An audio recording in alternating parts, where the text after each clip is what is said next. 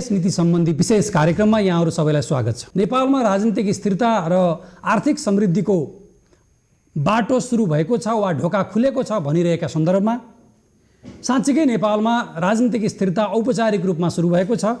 संविधान सभाबाट नयाँ संविधान बनेको छ र संसदमा एउटा राजनीतिक दलले सहज बहुमत प्राप्त गरेको छ। यसले औपचारिक रूपमा र संवैधानिक रूपमा 5 वर्षसम्म संसदभित्र सरकार गठन वा विघटनका बारेमा कुनै पनि प्रकारको अन्यल वा अन्य मनस्क वा त्यस खालको खेल हुँदैन भन्ने भन्न सकिन्छ। यद्यपि राजनीतिक घटनाक्रमको विकासले जस्ता पनि घटनाहरू हुन सक्दछन् त्यो अलग कुरा छ र एबिसी टेलिभिजनको 10औं वार्षिकोत्सवका अवसरमा हामीले छानेका 10वटा विशेष विषयहरूमध्ये आज हामीले विदेश नीतिका बारेमा छलफल गर्दैछौँ। विगतको अनुभवबाट हामीले के सिक्न सक्छौँ र आगामी दिनमा आर्थिक समृद्धिका दिशामा देश अगाडि बढिरहेको बेलामा र दुईवटा सबभन्दा ठुला छिमेकीहरूको बीचमा नेपाल रहेको र यसै कारणले नेपाललाई भू-राजनैतिक जोखिममा समेत रहेको भनेको प्रचार गरिएका सन्दर्भमा साँच्चीकै नेपाल कुन अवस्थामा छ र नेपालले छिमेकी र विदेशीहरूसँगबाट कस्तो सहयोग चाहन्छ र आफै कस्तो सम्बन्ध राखेर विश्व रङ्गमञ्चमा आफ्नो कस्तो परिचय बनाउन चाहन्छ भन्ने आजको यस अन्तर्क्रियाको खास विषय हो। यस कार्यक्रमका लागि आज हामीसँग हुनुहुन्छ माननीय परराष्ट्र मन्त्री प्रदीप गेवाली, पूर्व मन्त्री रमेशनाथ पाण्डे, पूर्व मन्त्री तथा कूटनीतिज्ञ डाक्टर भेषबहादुर थापा, कूटनीतिज्ञ हिरण्यलाल श्रेष्ठ र कूटनीतिज्ञ विनोद विष्ट र सिनासका कार्यकारी निर्देशक डाक्टर वीरेन्द्रबहादुर कार्की। यहाँहरू सबैलाई म कार्यक्रममा हार्दिक स्वागत गर्दछु। मैले अगाडि भूमिकामा भने जस्तै गरेर म सिधै मन्त्री प्रदीप गेवालीसँग जान चाहन्छु। विगत जे थियो हामी सबैलाई थाहा छ। विगतमा नेपालले जुन जस्तो खालको सम्बन्ध जसरी राख्यो त्यो हामी सबैलाई थाहा छ र आज तपाईहरुको स्थिर सरकार बनेको 6 महिना पुरा भएको छ र यो बीचमा प्रधानमन्त्रीका दुईवटा छिमेकीका भ्रमण भएका छन् र 21 वर्षका बीचमा 4वटा समिट हुने मध्ये चौथो बिमस्टेकको समिट नेपालले सम्पन्न गरेको छ र 6वटा राष्ट्र प्रमुखहरू नेपालमा आएका छन् र बाहिरी रूपमा हेर्दाखेरि धेरै ठुलो इनिसिएटिभ लिए जस्तो, राम्रो भए जस्तो र सम्बन्धहरू जोडिएर पुनर्नवीकरण भए जस्तो देखिएको छ र फेरि पनि मैले अगाडि भने जस्तै गर्दा आर्थिक समृद्धिका लागि नेपालले अहिले अपनाउनु पर्ने कूटनीति वा विदेश नीति के हो भन्ने तपाईहरुको सरकारले ठानेको छ। धन्यवाद शिवशंकरजी। आरम्भमै यहाँ र यहाँ मार्फत एबिसी टेलिभिजनलाई बधाई दिन चाहन्छु 10औं वार्षिकोत्सवको उपलक्ष्यमा। र टेलिभिजन यहाँहरूको आफ्नो जे मोटो छ क्रेडिबिलिटी सहितको त्यो दिशामा सार्थक ढङ्गले अगाडि बढोस् र मिडियाप्रति जे पनि आउँछ मिडियामा भन्ने जुन एउटा आम पर्सेप्सन बन्न थालेको छ त्यसलाई चिर्न एउटा रिलायबल क्रेडिबल संस्थाको रूपमा विकास होस् मेरो हार्दिक शुभकामना पनि छ। असाध्यै रिलेभेन्ट विषय छनौट गर्नुभएको छ 10औं वार्षिकोत्सवको सन्दर्भमा म तपाईँलाई धन्यवाद पनि दिन चाहन्छु मलाई पनि सहभागी बनाउनु भएकोमा। अब तपाईँले पृष्ठभूमिमा भन्नुभएको एउटा भनाइलाई समाएर म अगाडि बढ्छु। नेपाल भू-राजनीतिक जोखिममा छ। साँच्चै छ त? मलाई चाहिँ त्यस्तो लाग्दैन र यो शीतयुद्धकालीन या धेरै अगाडिका माइन्डसेटबाट नेपाल आफै माथि पनि उठ्नुपर्छ भन्ने म ठान्दछु र त्यो कन्फिडेन्स लेभल जुन हुन्छ नि नेपालको हाम्रा निम्ति दुईटा ठुला छिमेकीहरू जसका बीचमा सहकार्य पनि छ र प्रतिस्पर्धा पनि छ त्यो हामी सबैले बुझेकै कुरा हो। तर प्रतिस्पर्धाको भन्दा बढ्दा सहकार्य देख्छु मैले। झन् पछिल्लो समय विश्व राजनीतिमा जुन ढङ्गका प्रवृत्तिहरू बढ्दैछन्, एन्टी ग्लोबलाइजेसनको जुन ढङ्गको ट्रेड देखिँदैछ, मल्टिल्याटरलिजममाथि जुन ढङ्गका चुनौतीहरू खडा हुन थालेका छन्, खुद WTO को, खुद UN को, खुद ह्युमन राइट काउन्सिलको, खुद पेरिस एकार्ड क्लाइमेट चेन्जको यस्ता कुराहरूमाथि समेत प्रश्न उठ्न लागिरहेको सन्दर्भमा र जुन ढङ्गले अलिकति व्यापार तनाव भन्न चाहन्छु म, व्यापार तनावबाट बढिरहेको सन्दर्भमा चीन भारतको बीचमा पनि नयाँ ढङ्गले सम्बन्धहरू विकास हुँदै गरेको म देखिरहेको छु र त्यसमाथि नेपाल जसको कहिले पनि कुनै एउटा देशसँग जोडिएर अर्को देशका क्रिटिकल इन्ट्रेस्टहरूमाथि चाहिँ असर नपुर्याउने amity with all enmity with none भन्ने जुन घोषित पोलिसी छ त्यो पोलिसी अगाडि सारिरहेको देशले आफ्नो वरिपरिको स्थितिलाई जोखिम मात्रै बुझ्नु हुँदैन। मैले त्यसलाई पोजिटिभली के अर्थमा हेर्छु भने विश्व जनसङ्ख्याको झन्डै 40% प्रतिनिधित्व गर्ने अहिलेको विश्वको अर्थतन्त्रलाई धानिरहेका 2008देखिको रिसेसनलाई हेर्ने हो भनेदेखि चीन र भारतको अर्थतन्त्रले नै विश्व अर्थतन्त्रलाई कल्याप्स हुनबाट जोगाइरहेको छ र विश्व राजनीतिमा धेरै एजेन्डाहरू सेट गर्ने गरी अगाडि बढिरहेको यो सन्दर्भमा यसलाई जोखिमभन्दा अवसरको रूपमा लिएर अगाडि बढ्नुपर्छ भन्ने म ठान्दछु र वर्तमान सरकार त्यही ढङ्गले अगाडि बढिरहेको छ र जुन हामीले सुखी नेपाली समृद्ध नेपालको मूल लक्ष्य तय गरेका छौँ त्यसका निम्ति केही बेन्चमार्कहरू पनि तोकेका छौँ। आउने 3-3.5 वर्षको बिचमा हामी एलडिसीबाट माथि निस्किन्छौँ, 2030सम्म हामी मध्यम आय भएको मुलुकमा पुग्छौँ भन्ने ती लक्ष्यहरू हासिल गर्नको निम्ति हामीले सारा अन्तर्राष्ट्रिय सद्भावहरूलाई आफ्नो पक्षमा जुटाउने, सबैसँग मित्रता कायम गर्दै र यो बदलिँदो डायनामिक्सलाई ध्यानमा राखेर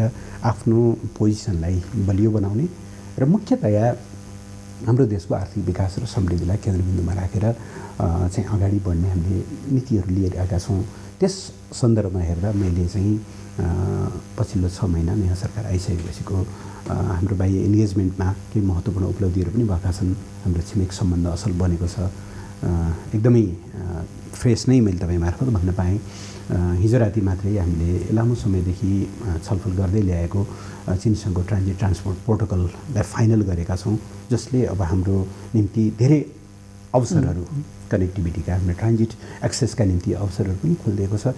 त्यस अर्थमा चाहिँ वातावरण क्रमशः अनुकूल बन्दैछ र अब हामीले हाम्रो डिप्लोमेटिक क्यापेसिटी देखाएर बढीभन्दा बढी अन्तर्राष्ट्रिय सद्भावहरू जुटाएर अगाडि बढ्नुपर्छ भन्ने म ठान्दछु। यो मन्त्रीसँग पछि आउँछु। म रमेशनाथ पाण्डे सरसँग जान चाहन्छु। नेपालको हिस्ट्रीलाई हेऱ्यो भने 2007 सालसम्म आउँदाखेरि ब्रिटिस इन्डिया सहित अमेरिका र फ्रान्ससँग हाम्रो औपचारिक सम्बन्ध थियो र पछि यो विभिन्न देशहरूसँग सम्बन्ध कायम गर्ने सन्दर्भमा महेन्द्र र बिपीले चीन, इजरायल र पाकिस्तानसँगको सम्बन्धलाई नयाँ ढङ्गले सुरुवात गरे, जुन साँच्चीकै निकै ठुलो बहसको समय थियो र त्यसपछि 46 सालसम्म आइपुग्दाखेरि र 46 सालदेखि अहिलेसम्म आउँदाखेरि हामी संसारका 161वटा देशसँग दौत्य सम्बन्ध कुनै न कुनै रूपमा राखेका छौँ र संसारका सबै देश हाम्रा मित्र देश हुन् भन्ने नेपालले ठान्दछ औपचारिक रूपमा। र केही ठाउँहरूमा जहाँ 30वटा देशहरूमा नेपालका राजदूतावासहरू छन्, यो औपचारिक कुरा भयो र विगतमा अब के भयो मैले अगाडि नै भनिसकियो र आजको दिनमा एउटा लामो कूटनैतिक अनुभव एउटा मन्त्रीका हैसियतमा र आफै एउटा अध्येताका हैसियतमा पनि अनुभव भएका कारणले हामीले विगतलाई आलोचना विरोध आफ्नो ठाउँमा अथवा त्यसको समीक्षा गरौँला। तर आजको दिनमा नेपालको सरकारले जो नयाँ बनेको परिस्थितिका सन्दर्भमा जे हामीले आर्थिक रूपमा विपन्न भयौँ र आर्थिक समृद्धि हासिल गर्नुपर्छ भनेर भनेका छौँ, यो कन्टेक्स्टमा नेपालले लिनुपर्ने आजको विदेश नीति के हो? पहिले त सुरुमा यो अहिलेको संसारमा राज्य र नागरिकको सम्बन्धको दूरी बढ्दै गएको छ। राज्य र नागरिकको बिचमा जुन बेलामा राज्यको स्थापना भयो, त्यो स्थापना हुँदाखेरिमा एउटा जुन एग्रिमेन्ट भएको थियो होला between the estate and the citizen, त्यो एग्रिमेन्टलाई छोडेर नागरिक अर्को बाटोमा हिँड्न थालिरहेका छ। त्यो ट्रेन्ड छ संसारमा। त्यो बेलामा राज्य र नागरिकको बिचको सञ्चार सम्बन्धलाई प्रभावकारी रूपमा लिङ्कको रूपमा इस्टाब्लिस गरेर एबिसीले 10 वर्षमा गरेका जति प्रयासहरू छ र उपलब्धिहरू छ, त्यसले नेपालको राज्य व्यवस्थालाई, प्रजातन्त्रलाई मात्रै होइन कि सञ्चार साधनलाई पनि जस दिएको छ। त्यो जसको लागि त्यसको मुख्य नेता भावनाले तपाईँलाई बधाई दिन चाहन्छु र यसमा संलग्न सबैलाई मेरो शुभकामना छ, बधाई छ। परराष्ट्र मामिलाको बारेमा कुरा गर्दा पहिलो कुरा हामी प्रश्न के हुनुपर्छ भने परराष्ट्र नीति भने परराष्ट्र मामिला एउटा सरकारको काम होइन, एउटा पार्टीको होइन, प्रधानमन्त्री परराष्ट्र मन्त्री होइनन्। यिनलाई इतिहासले दिने जस अब्जस अर्को ठाउँमा छ। यो राष्ट्रको हो। जब राष्ट्रको परराष्ट्र नीति हो भने पुरै राष्ट्र एक हुनुपर्छ। आपसी मनमुटाव बोलान चित्त नबुझेका कुराहरू त्यो गर्ने आफ्नो ठाउँहरू छन्, त्यो ठाउँमा गर्नुपर्छ, लुकाउनु हुँदैन। तर फरेन पोलिसीलाई एउटा गभर्मेन्टसित, एउटा पार्टीसित, एउटा इन्डिभिजुअलसित जोड्नु हुँदैन। यो मुलुकको फरेन पोलिसी हो। त्यो फरेन पोलिसीप्रति पुरै जनताको इन्भल्भमेन्ट हुनुपर्छ, विश्वास हुनुपर्छ, सपोर्ट हुनुपर्छ। हामीले संसारमा धेरै घटनाहरू भए देखेका छौँ जहाँ भित्र आन्तरिक अवस्था कमजोर भएको बेलामा ठुल्ठुला शक्तिशाली राष्ट्रहरूको अन्तर्राष्ट्रिय नीति पनि, सम्बन्ध पनि, डिप्लोमेसी पनि कमजोर भएको छ। त्यसले त्यसबाट हामीले सिक्नुपर्छ। अब यो सरसर्ती हेर्ने हो भने एउटा मूल्याङ्कन गरिहाल्नुहोस्। तपाईँले अहिले अमेरिका, बेलायत, अमेरिका, फ्रान्सको कुरा गर्नुभयो। बेलायतसित जुन बेलामा नेपालको दौत्य सम्बन्ध स्थापित भयो त्यो बेलामा दक्षिण एसियामा एउटा पनि स्वतन्त्र राष्ट्रहरू थिए। त्यसपछि कूटनीतिको इतिहासको कुरा गर्ने हो भने नेपालको जति पुरानो कूटनीतिक इतिहास कसैको पनि छैन। नेपालले जति अन्तर्राष्ट्रिय सम्बन्धमा गरेको अनुभव दक्षिण एसियामा कसैको पनि छैन। अब फ्रान्सको कुरा गर्दाखेरिमा अलिकति असिलो छ, किनभने फ्रान्ससित हाम्रो दौत्य सम्बन्ध राजा महेन्द्रको टाइम इस्टाब्लिस भयो। तर युद्ध शमशेर प्रधानमन्त्री भएको बेलामा युद्ध शमशेरलाई नै आएर फ्रान्सका कन्सल जनरलले प्रमाणपत्र पेश गरेका थिए। त्यो क्रेडेन्सियल चाहिँ नि अहिलेको पार्लियामेन्ट हाउस सबै छैन थाहा छैन, त्यो पार्लियामेन्ट हाउसमा त्यो बेलामा जुन जहाँ चाहिँ सबै समारोहहरू हुन्थ्यो त्यो समारोहमा युद्ध शमशेर राजकीय पोसाकमा आएर उहाँको क्रेडेन्सियल लिएको रेकर्ड छ। अब दोस्रो चरणमा आउँदाखेरि त्यसरी चन्द्रशमशेरको समयमा गएर नेपालको जङ्गबहादुरले प्रारम्भ गरेको अन्तर्राष्ट्रिय सम्बन्ध अगाडि बढ्यो। त्यसले विधिवत एउटा स्थापना भयो।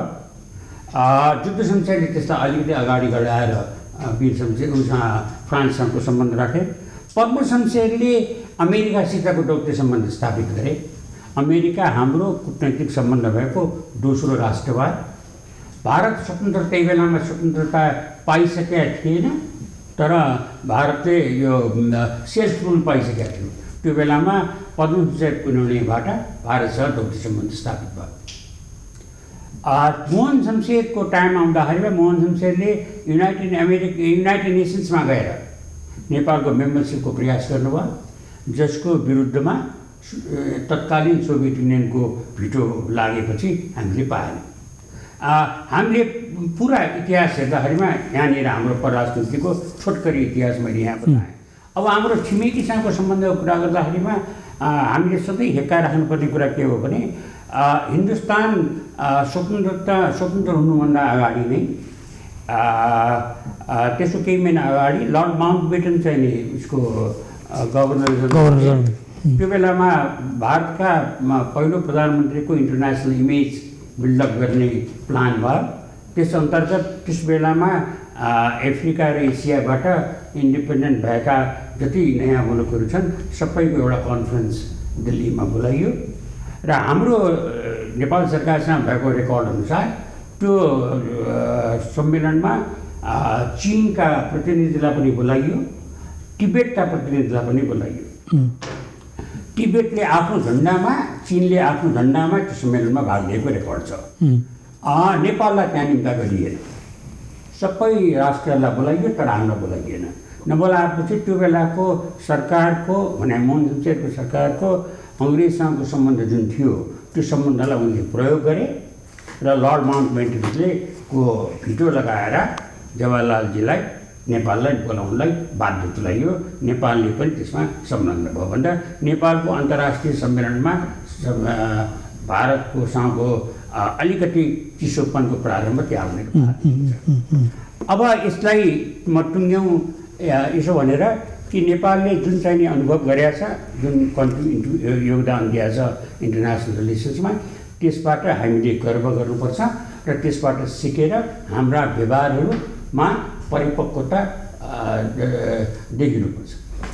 अब अब अहिलेको जुन तपाईँले अहिलेको आजको अवस्थामा कुरा गर्दाखेरिमा सोझो कुरा के हो भने नेपालको राष्ट्रिय सुरक्षाको लागि, नेपालको आर्थिक विकासको लागि, नेपालको जुन दिशामा र जुन स्वभाव नेपालको आन्तरिक परिस्थितिले लिन थालेको छ त्यसको लागि परराष्ट्र मामिलाको सर्वाधिक महत्त्व छ। म पछि आउँछु।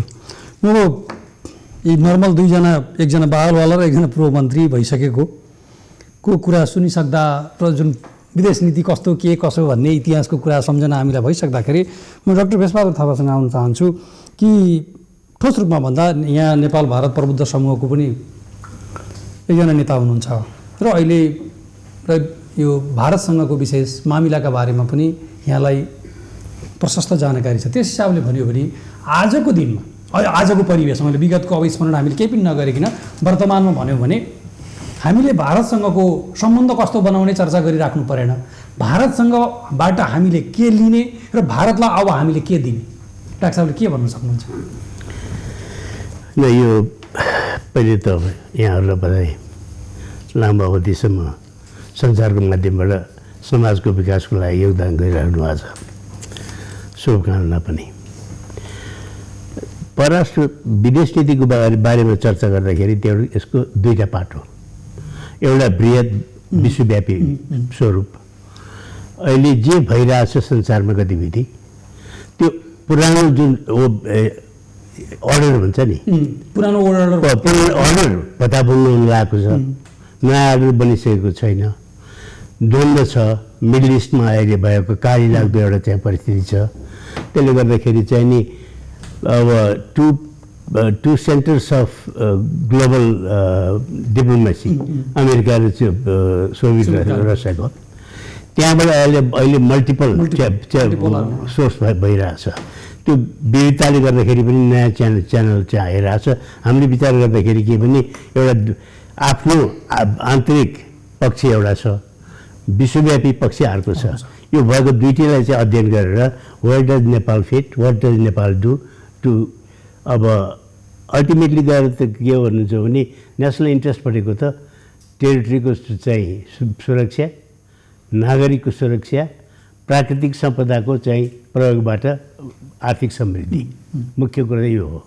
त्यो हेर्दाखेरि चाहिँ के भन्नुहुन्छ भने अब सुरुदेखि अहिलेसम्म fundamentals of foreign policy including goal remains unchanged. Change variation बिचबिचमा तलमाथि भएको छ। त्यो चाहिँ अब हाम्रो लामो राजनैतिक चाहिँ गर्दाखेरि भयो। तपाईँको प्रश्नमा प्रवेश गर्दाखेरि म के भन्छु भन्नुहुन्छ भने अहिले हामी जुन अवस्थामा छौँ, एक प्रकारले हेर्दाखेरि दुईटै छिमेकीसँग अलिकति सन्तुलित अवधारणाबाट गाइडेड भएको देखिएको छ। दोस्रो कुरो चाहिँ जुन विषयलाई हामीले एड्रेस गरेको छौँ, फरेन पोलिसी हेर्दाखेरि कसबाट के लिने भन्ने हिसाबबाट होइन, आफ्नो संरक्षण र प्रवर्धन के गर्दाखेरि हुन्छ भन्ने कुरो हो, फन्डामेन्टल कुरो। त्यो कुरोलाई चाहिँ नि हाम्रो यो राजनीतिक परिवर्तनमा चाहिँ नेसनको फन्डामेन्टल इन्ट्रेस्ट चाहिँ रिमेन्स अनचेन्ज्ड। त्यसलाई एड्रेस गर्ने जुन एउटा चाहिँ प्रक्रिया छ, त्यसमा चाहिँ अब राणाकालबाट हामी बलियो राजा भएको बेलामा आयौँ, त्यसपछि कमजोर राजा भएको बेलामा आयौँ, वान पार्टी मेजोरिटी भएको गभर्मेन्टमा आयो, मिलिजुली सरकारमा आयो। यो पोलिटिकल ट्रान्जिसनले गर्दाखेरि चाहिँ बिचबिचमा हाम्रो चाहिँ जिगज्याग त देखिन्छ, तर I see more continuity than change. किनकि हाम्रो लार्जर नेसनल इन्ट्रेस्ट जुन छ त्यसबाट चाहिँ कोही पनि डिभिएट गर्न सकेको चाहिँ छैन। त्यो हिसाबले हेर्दाखेरि यसलाई एड्रेस गर्ने मेकानिजममा अलिकति परिपक्वता चाहिँ बढ्दै गएको छ। तर यो ग्लोबल र रिजनल कन्फ्लिक्ट र द्वन्द्वको बिचमा where do we fit, how to address it भन्ने कुरामा चाहिँ नि गम्भीरपूर्वक विचार गर्नुपर्ने अवस्था चाहिँ छ। म फेरि आउँछु। म हिरण्यलाल सर कहाँ जान चाहेँ। म यो दुईवटा भारत र चीन छाडेर यहाँलाई प्रश्न सोध्दैछु र सकेसम्म त्यही उसमै बसिदिनु होला, त्यही प्रश्नकै वरिपरि बताइदिनु होला यहाँको विज्ञता भन्ने पनि म आशा गर्दछु कि जुन ओल्ड अर्डर हिजोको समयमा जे थियो त्यो भत्केर आज नयाँ सेट नभइसकेको र मल्टिपोलार तहमा पुगेको पोलिटिकल्ली र स्ट्राटेजिकल्ली दुईवटै परिवेशमा र भारत र चीन छाडेर अथवा साउथ एसिया छाडेर भन्यो भने यहाँ रसियाको नि एम्बेसडर भएका कारणले मैले भनेको अरू बाँकी जुन थर्ड हाम्रा सन्दर्भको थर्ड वर्ल्ड उनीहरूले फर्स्ट सेकेन्ड भने नै हाम्रा सन्दर्भको थर्ड वर्ल्डबाट हामीलाई उभ्याउनु पर्ने कहाँनिर हामीले उनीहरूसँग राख्नुपर्ने सम्बन्ध कस्तो? अब नयाँ लेटेस्ट फिचर के छ भन्दाखेरि सोभियत युनियनको विघटन भएपछि कोल्ड वार एन्ड भएर युनिपोलार डोमिनेसन अमेरिकाको त्यो आयो। अहिले लेटेस्ट डेभलपमेन्ट चाहिँ मल्टिपोलारतिर गइरहेछ, खास गरिकन ब्रिक्स बनिसकेपछि। यसैले युनिपोलार टु मल्टिपोलार वर्ल्ड यो सबभन्दा इम्पोर्टेन्ट फिनोमिनन अहिलेको त्यो। दोस्रो कुरा के भन्दाखेरि अमेरिका जो फ्री वर्ल्डको लिडर पहिले ट्रेडिसनली भन्थ्यो उसले प्रोटेक्सनिजममा गएर ट्रेड वारै सुरु गरेको छ। ट्रेड वारले गर्दाखेरि के भइदियो भन्दाखेरि त्यसको भिक्टिम्सहरू त्यो जसरी उसले ट्यारिफहरू लगायो भन्दाखेरि चाइना पनि सफरर भयो त्यसको ट्याक्सेसन, इन्डिया पनि भयो, यो क्यानाडासम्म भयो, EU भयो। यसैले अब ट्रेड वारले गर्दाखेरि इन्डिया, चाइना, रसिया आदिहरू नजिक आउनुपर्ने, इरानलाई तेल नकिन भन्दा पनि किन्ने, सम्बन्ध नराख भन्दा पनि राख्ने गर्यो नि। यसले गर्दाखेरि आर्थिक मामिलामा नजिक आउने यी देशहरू अमेरिकासँग कन्ट्राडिक्सन डेभलप भएको छ।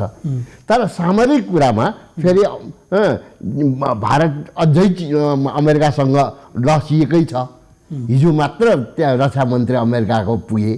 अहिले यो पेसिफिक कमान्डले हेर्छ सेक्युरिटी अमेरिकाको यो रिजनमा। अहिले पेसिफिक कमान्डको नामै चेन्ज गरेर इन्डो पेसिफिक कमान्ड भनेर इन्डियालाई प्रोमिनेन्समा ल्याएको छ। भन्दाखेरि अमेरिका इन्डिया त यस्तो ठुलो र एम्बिसियस हो, एउटा कन्ट्रीको 100% फोल्डमा त बस्दैन। तर स्ट्राटेजिकल्ली ऊ चाहिँ के छ भन्दाखेरि साउथ चाइना सीको कन्फ्लिक्टहरू चाहिँ बढ्दै गएको बेला चाइना भर्सस अरू यो पेसिफिक र इन्डियन ओसनमा चाइनाको मेरिटाइम चलपललाई कन्टेन गर्नको लागि अहिले एसिया पेसिफिक कमान्ड अहिले ग्लोबल्ली एक्टिभ देखिन्छ। र पहिले पनि चाइनिज कमेन्ट मैले पढ्या त्यो के हो भन्दाखेरि इन्डिया भनेको नन अलाइन भन्दा पनि डबल अलाइन हो, अमेरिकासँग पनि सोभियतसँग पनि। अहिले पनि आर्थिक मामिलामा चाइनासँग कोअपरेसन बढाउने, प्रतिरक्षा र सुरक्षाको मामिलामा अमेरिकासँग गर्ने। अब अस्ट्रेलिया, जापान, कोरिया, इन्डियाहरू नजिक आइराखेको त्यही पेसिफिक कमान्डको पहलमा अहिले ब्रिक्सहरूको पनि इन्डियाको पहलमा हाम्रो प्राइम मिनिस्टरले त सत्य कुरा भने हो, किनकि अस्ति 60वटा बसेर निर्णय गरेको कुरा होइन। नेपालको फरेन पोलिसी पनि लसिने होइन, तर प्र्याक्टिकली सो घोषित यो रिजनको सुप्रिम कमान्डरले बनाएपछि आर्मी जानला हो। यो झन् भएन। ब्रिक्सले नि निर्णय गरे भए अस्ति एउटा कुरा हुन्थ्यो, सामूहिक निर्णय। यसैले एउटाले इन्डिया पनि नभएको चाइना पनि नभएको 60वटा देशमा राई चलाउने त्यो हेजिमोनिक मिलिट्री चाहिँ चाइना र पाकिस्तानको विरुद्धमा लाग्छ कि? यसैले सोच्नुपर्ने च्यालेन्जेस पनि आयो। यसैले global strategic, global economic cooperation र कम्पिटिसन एभोइड गर्नुपर्ने, कन्फ्रन्टेसन, तर mechanism of cold war, new wave of cold war पनि तयार हुँदैछ। यसैले साह्रो गाह्रो अप्ठ्यारै पोजिसनबाट हामी गुज्रनेछौँ। कसरी मेन्टेन गर्ने यस्तो बेला न्युट्रालिटी, त्यो च्यालेन्ज छ हाम्रो अगाडि। म विनोदसँग जान चाहेँ। जस्तो आजको सन्दर्भमा भन्यो भने अब भेग कुरातिर नगइकन भन्दा जुन नेपाल र चीनका बिचमा अहिले जे डेभलपमेन्ट भइरहेको छ यो हिस्टोरिकल्ली एउटा कन्टिन्युएसनको नयाँ टर्निङ पोइन्ट त हुँदै हो। जुन मन्त्रीजीले अगाडि भने जस्तै प्राइम मिनिस्टरको भ्रमणको बेलामा पनि फेरि एकचोटि रिइन्डोर्स गरिएको ट्रान्सपोर्ट एन्ड ट्रेडीको प्रोटोकलमा समेत हस्ताक्षर हुने भइसकेपछि नेपाल ल्यान्ड लक नभएर ल्यान्ड लिङ्क देश बनाउँछु भनेर प्राइम मिनिस्टरले जे भन्नुहुन्थ्यो त्यो तहमा जोडिएको जस्तो देखिन्छ। तर हामीले अगाडि हिरेनलाल सरले भने जस्तै जुन ग्लोबल कन्टेक्स्टमा जुन खालको रणनैतिक दाउपेचहरू जे चलिरहेका छन् त्यस्तो बेलामा चीनसँगको हाम्रो सहकार्यलाई जोडेर आर्थिक समृद्धिमा जानका लागि हामीले के गर्न सक्छौँ?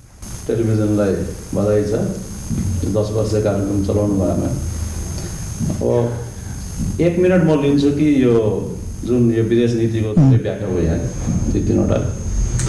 मेरो विचारमा यो विदेश नीति कुनै एउटा रिजनको या ग्रुप अफ कन्ट्रिजको केही किसिमको चाहिँ चेन्ज फेन्ज आउँदैमा त्यसले चाहिँ ड्रास्टिक कुनै मुलुक भनौँ जो अब हामी जियो पोलिटिकल कुरा गर्छौँ, जियो स्ट्याटिक उसको कुरा गर्छौँ, मैले इम्पोर्टेन्स यताउता दुईवटा देशको बिचमा बसिया भने हाम्रो विदेश नीति चाहिँ त्यो यो उतापतल धापु ठाउँमा छ। अहिले जस्तो कुरा गर्नुभयो अब यो युनिपोलरबाट मल्टिपोलर त भइसकेको छैन, प्रयास बडा जोडको छ मेरो समझमा। त त्यो मल्टिपोलर भनेर अहिले कोसिस भइरहेको छ तर भइसकेको छैन त्यो। अब अमेरिकनले कहिले कतिसम्म छेक्न सक्छ या सक्दैन त्यो अर्कै कुरा हो। अब यो अवस्थामा हेर्दाखेरि चाहिँ डेफिनेटली यो ग्लोबल सिन चाहिँ अलिकति अनसेटलिङ जस्तै देखिन्छ, त्यसमा कोही शङ्का छैन। अब नेपालको जहाँसम्म बाध्यता छ भनौँ या नेपाल चाहिँ चीन र भारत बिना नेपाल बाँच्न सक्दैन, यो सही कुरा हो।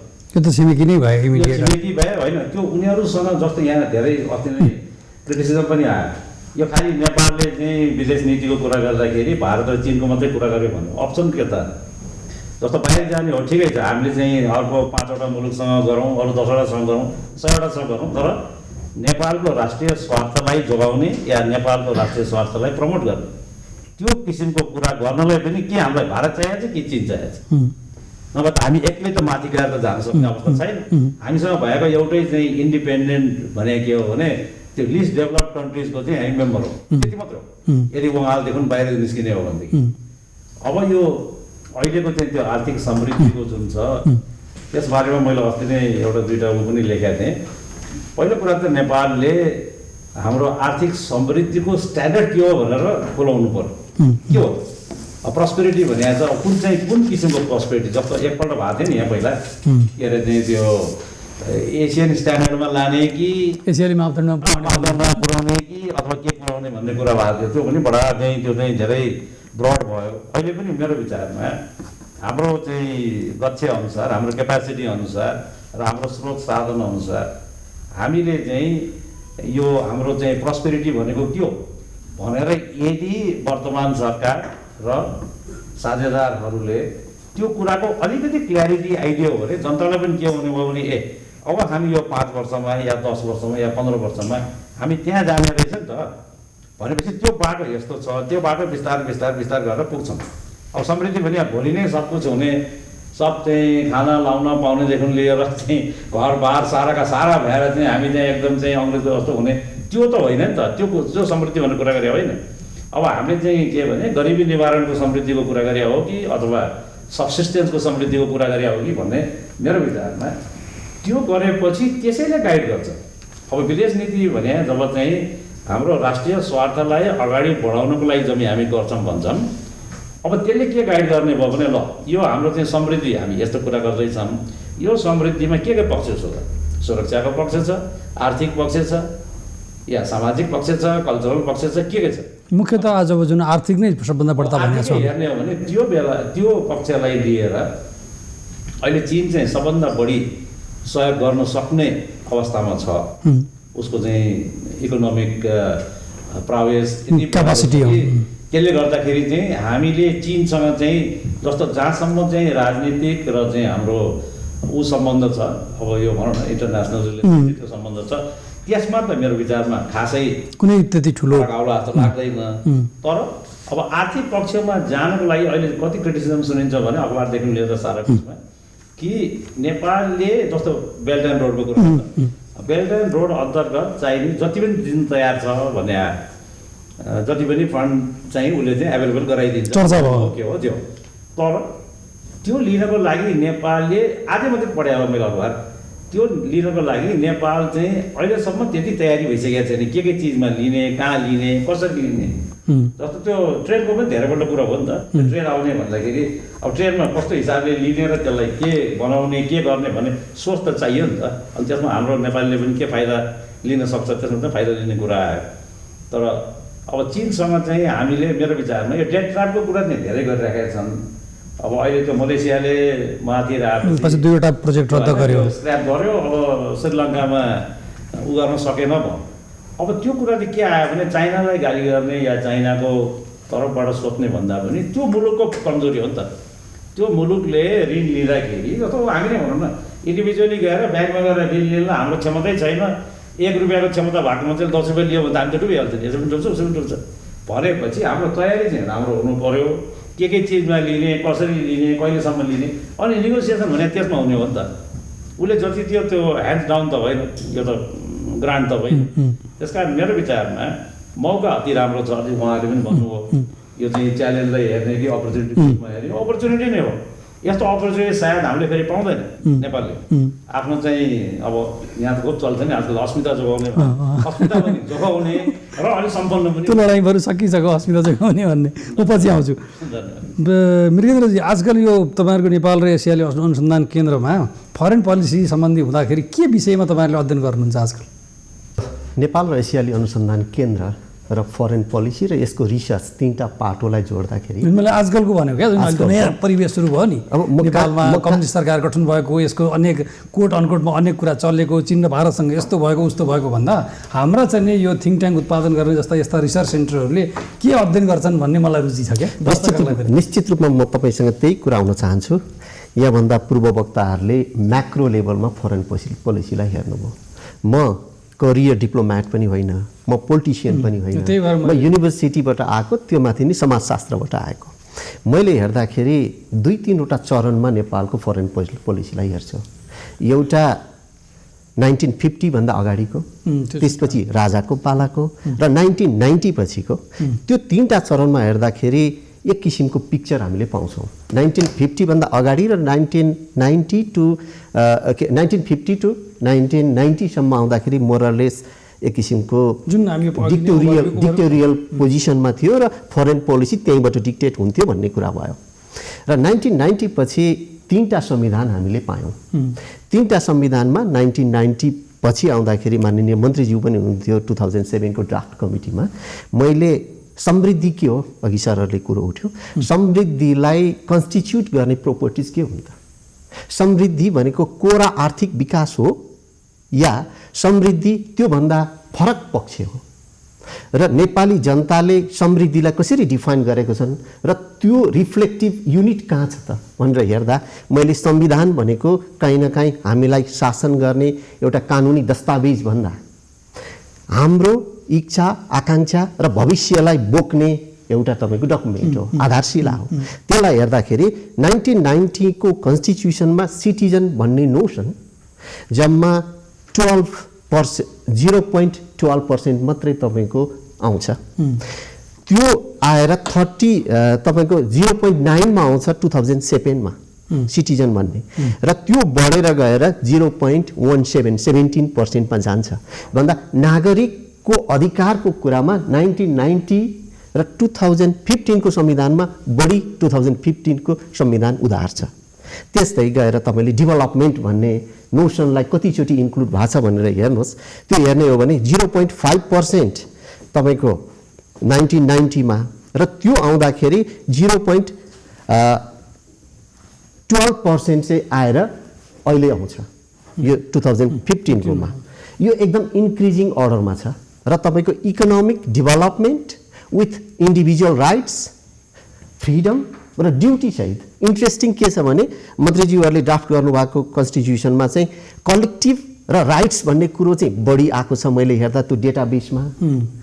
अहिले आउँदाखेरि चाहिँ ड्युटी र राइट्स पनि सँगै आएको जस्तो देखिन्छ त्यो डेटालाई हेर्ने हो भने राइट्स भन्ने तपाईको टर्म त्यो 1990 को कन्स्टिट्युसन चाहिँ 21752 वटा वर्ड मिलेर बनेको छ 2007 को 39264 वटा वर्ड मिलेर बनेको छ र 2015 को चाहिँ 54215 वटा वर्ड मिलेको छ त्यसको रेफरेन्समा मैले त्यो वर्डलाई क्याल्कुलेट गरेको यसको मैले इन्टरप्रिटेसन गर्दा समृद्धि भनेको कोरा आर्थिक विकास मात्रै होइन individual rights group rights, freedom, liberty र त्यसभित्रको त्यो किसिमको पोलिटिकल सिस्टमभित्र खोजेको आर्थिक समृद्धि हो जस्तो मलाई लाग्छ। अब यो अवस्थामा आउँदाखेरि सिनास कहाँ छ भनेर तपाईँले सोध्नुभयो। सिनासमा म मन्त्रीज्यू यहीँ हुनुहुन्छ। 1994 to 1998 सम्म सिनासको कार्यकारी निर्देशक राजाको ज्वाइँ जो तरवार हत्याकाण्डमा मारिनुभयो उहाँ हुनुहुन्थ्यो। त्यति बेला राजाको ज्वाइँले मन्त्री खान चाहँदाखेरि नहुने कुरा थिएन होला। किन सिनासको डाइरेक्टर हुनु पर्यो भन्दा त्यति बेलाको दरबारले स्टेबल फरेन पोलिसीको लागि काहीँ न काहीँ नलेज ज्ञान सिस्टम बनाउन खोजेको जस्तो मलाई आभास हुन्छ। उहाँले कुनै पनि राजनैतिक एक किसिमको आग्रह र पूर्वाग्रहमा मान्छेको रिक्रुट गर्नुभएको थिएन। त्यति बेला भीम रावल जुन आफ्नो ब्याचको टपर हुनुहुन्थ्यो उहाँ पनि सिनासमा काम गर्नुहुन्थ्यो भन्दा सम्पूर्ण राजनैतिक आग्रह पूर्वक सम्पूर्ण व्यक्ति एउटा क्वालिटी उसको मेरिटको आधारमा हामी लिएर जान्थ्यौँ। तर जब 1990 पछि आयो धेरै कुरा गभर्मेन्टका इन्स्टिट्युसनल च्यानलभन्दा बाहिर जान थाले र धेरै पब्लिक इन्टेलेक्चुअलहरू नेपालमा जन्मिए र एउटा सबभन्दा इन्ट्रेस्टिङ कुरा के छ भने त्रिभुवन युनिभर्सिटीका केही प्राध्यापकलाई लगेर एनजिओ खोल्न लगाउने या एनजिओमा लगेर काम गर्न दिने तर युनिभर्सिटीलाई चाहिँ सुकाउने, इन्स्टिट्युसनलाई सुकाउने र आफ्नो अनुकूल व्याख्या गराउने र आफ्नो अनुकूलमा ओपिनियन क्रिएट गर्ने त्यो वातावरण 1990 पछि निर्माण भएर आयो। अब यो अवस्थामा म 1 वर्ष भयो सिनासको डाइरेक्टर भएको। मैले यो मन्त्रीमण्डल होइन अघिल्लो मन्त्रीमण्डललाई धन्यवाद दिन्छु। हामीले 5 करोड रुपियाँ इन्डोमेन्ट फन्ड पायौँ। त्यो इन्डोमेन्ट चाहिँ अक्षय कोष हो र त्यो अक्षय कोषबाट अहिले 55 लाख रुपियाँ हामीले वार्षिक ब्याज पाउँछौँ। वार्षिक 55 लाख मध्ये 5% गभर्मेन्टलाई तिर्नुपर्छ, 10% टियुलाई तिर्नुपर्छ र म डाइरेक्टर छोडेर जाँदाखेरि त्योभन्दा बढी तिर्दाखेरि 40 लाख जति रुपियाँ पाइन्छ। र कुमार खड्ग विक्रम शाहको पालामा सार्क डेस्क थियो, चाइना डेस्क थियो र जापान डेस्क थियो। अहिले म आइसकेपछि तिनै डेस्कलाई रिभाइभ गर्ने प्रयास गरेको छु र कनेक्टिभिटीमा अब हामीले तुरुन्तै एउटा इन्टरनेसनल कन्फरेन्स गर्छौँ र कनेक्टिभिटी पनि इन्डियाको कनेक्टिभिटी र चाइनाको कनेक्टिभिटी। चाइनाले प्रपोज गरेको कनेक्टिभिटी एउटा छ र इन्डियाले प्रपोज गरेको कनेक्टिभिटी एउटा छ।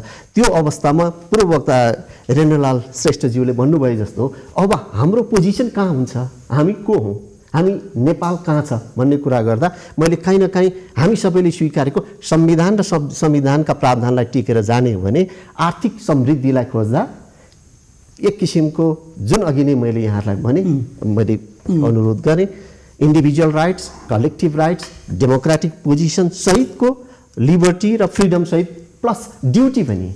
इन्ट्रेस्टिङ के छ भने 2007 को कन्स्टिट्युसनमा ड्युटी भन्ने टर्म चाहिँ कम छ र त्यो आएर 2015 मा बढी छ। त्यो सायद ड्राफ्ट गर्ने बेलामा मलाई खुसी पनि लाग्यो कि अहिले पनि यस्ता संस्थाहरूमा काम गर्ने रिसर्चरहरूले साँच्चै रिसर्चै काम गरेर बसिराखेका छन्। बाहिर पोलिटिसियनहरूले भने जस्तो उनीहरूले त्यत्तिकै दिन मात्रै काटिराखेका छन् भन्ने कुराको एउटा उदाहरण तपाईँले प्रस्तुत गर्ने कोसिस गर्नु, त्यसका लागि धन्यवाद। अब मन्त्रीसँग आएँ, उहाँहरू सबैले एक्सपर्टहरूले बताएको कुरामा एउटा कुरा चाहिँ समान जस्तो जे आजको परिस्थिति छ त्यो एउटा अपर्च्युनिटी हो। च्यालेन्ज स्वाभाविक रूपमा जहिलेसुकै रहिरहन सक्छ, अपर्च्युनिटी सँगसँगै आइरहन्छ। तपाईँको कुरामा उहाँहरू सहमतै हुनुभयो। दोस्रो कुरा एउटा बताउनुहोस् कि आज नेपालका लागि कसरी न्युट्रलिटी मेन्टेन गर्ने भन्ने कुनै प्रश्न छ? त्यसमा जानुभन्दा अगाडि मैले खालि दुईवटा कुरा स्लाइड म त यहाँ प्रश्न सोध्छु तपाईँ 4-5 एउटा असाध्यै राम्रो कुरा आएको छ, हामी सबैले स्वीकार गर्नुपर्ने विषय कि विदेश नीतिमा एउटा राष्ट्रिय सहमति, राष्ट्रिय समझदारी र त्यो ढङ्गको चाहिँ युनिफाइड डेफिनेसन पनि युनिफाइड भोइस पनि एकदमै जरुरी हुन्छ। त्यो नै हाम्रो जस्तो देशको लागि अझ अरू देशका केही उनीहरूले चाहिँ सुप्रिमेसी देखाउने अरू चिजहरू होलान्, कसैको डिफेन्स र सुप्रिमेसी होला, कसैको चाहिँ इकोनोमिक होला, कसैको के होला। हाम्रो निम्ति नेसनल युनिटी र त्यसको बेसमा आधारित एउटा म्याच्योर डिप्लोमेसी बाहेक अर्को कुनै हामीले सुप्रिमेसी गर्ने र आफूलाई प्रिजर्भ गर्ने अरू कुनै ठाउँ छैन। त्यसमा एकदमै ध्यान दिनुपर्छ। धेरै महत्त्वपूर्ण कुरा आएको छ, हामी त्यसमा लागिरहेका छौँ। एउटा दोस्रो समृद्धिको डेफिनेसन पनि कस्तो समृद्धि वर्तमान सरकार के ठान्दछ भनेदेखि डेफिनेटली सरहरूले भन्नुभएको कुरासँग म फुल्ली सहमत छु। देशको समृद्धिको मापक चाहिँ केही फिजिकल इन्फ्रास्ट्रक्चरहरू या इन टोटालिटी त्यसले हासिल जिडिपी ग्रोथ त्यो मात्रै होइन। जिडिपी त के र 10वटा मल्टिबिलियनियरहरू हुने हो भनेदेखि वात्तै बढी हुन्छ 2025 मा पुगिसक्छौँ।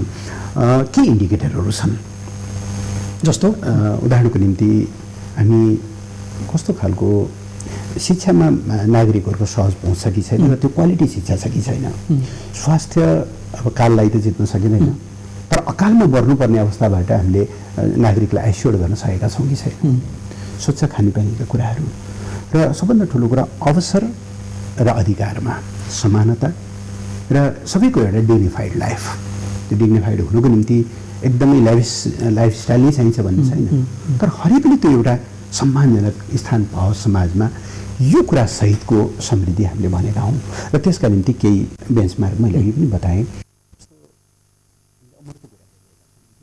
2022सम्म चाहिँ हामी अति अल्प विकसित अवस्थाबाट माथि निस्किन्छौँ भनिरहँदा अब 3टा पिलर त छँदैछ, युएनले नै डिफिनेसन गरेको। हामी 2टा पिलरको करिब 2टा पिलर पुरा गरेका छौँ। अब पर क्यापिटा इन्कमको नजिक छौँ हामी, तर हामी चाहन्छौँ त्यो सस्टेनेबल पनि होस्, इरिभर्सिबल होस्। एकचोटि हासिल गरियो भोलि फेरि उल्टियो भन्ने स्थिति नहोस्। हामीभन्दा अगाडि भएका देशहरूले पनि आफूलाई एलडिसीबाट मुक्त भइसकेको घोषणा गर्न हतारिएका छैनन्। उनीहरूको पनि चासो चाहिँ त्यो कतिको सस्टेनेबल छ भन्ने छ। यी कुराहरूसँग हामीले जोड्न खोजेका हौँ। यति कुरा राखिसकेपछि तपाईँको जुन मुख्य प्रश्न छ, न्युट्रालिटी मेन्टेन गर्नको निम्ति समस्या छ जस्तो मलाई लाग्दैन। त्यसका निम्ति मैले 2टा कुरा आवश्यक देख्छु। एक, तपाईँको आफ्नो आत्मविश्वास। हामी कहाँ लामो समयको जुन ढङ्गको एउटा ट्रान्जिसन, द्वन्द्व, अनेकौँ चिजहरू भयो, एउटा न्यारेटिभ चाहिँ जबरजस्ती स्थापित गर्ने कोसिस भइरहेको छ। त्यो कस्तो भने अब पहिलेदेखि नै त्यस्तो पर्यो। नेपाल सानो त होइन, तर नेपाल सानो छ। 2टा ठुला भएको कारणले हामी सानो भयौँ, जबकि हामी मध्यम आकारको जनसङ्ख्याको हिसाबले पनि भूगोलको आकारको मध्यम। दोस्रो न्यारेटिभ, हामी हाम्रो परिवर्तनमा, हाम्रो विकासमा, हाम्रो शान्ति प्रक्रियामा हमेसा हामीले बाहिरको सहयोग लिइरहेको छौँ। त्यसबाट कहीँ न कहीँ हामी चाहिँ त्यससँग एउटा अनुग्रहित छौँ भन्ने खालको। तेस्रो चाहिँ हामी चाहिँ रेसिपेन्ट मात्रै हौँ, अरूहरू डोनर हुन्, हामी चाहिँ खालि हात थाप्ने मात्रै हौँ।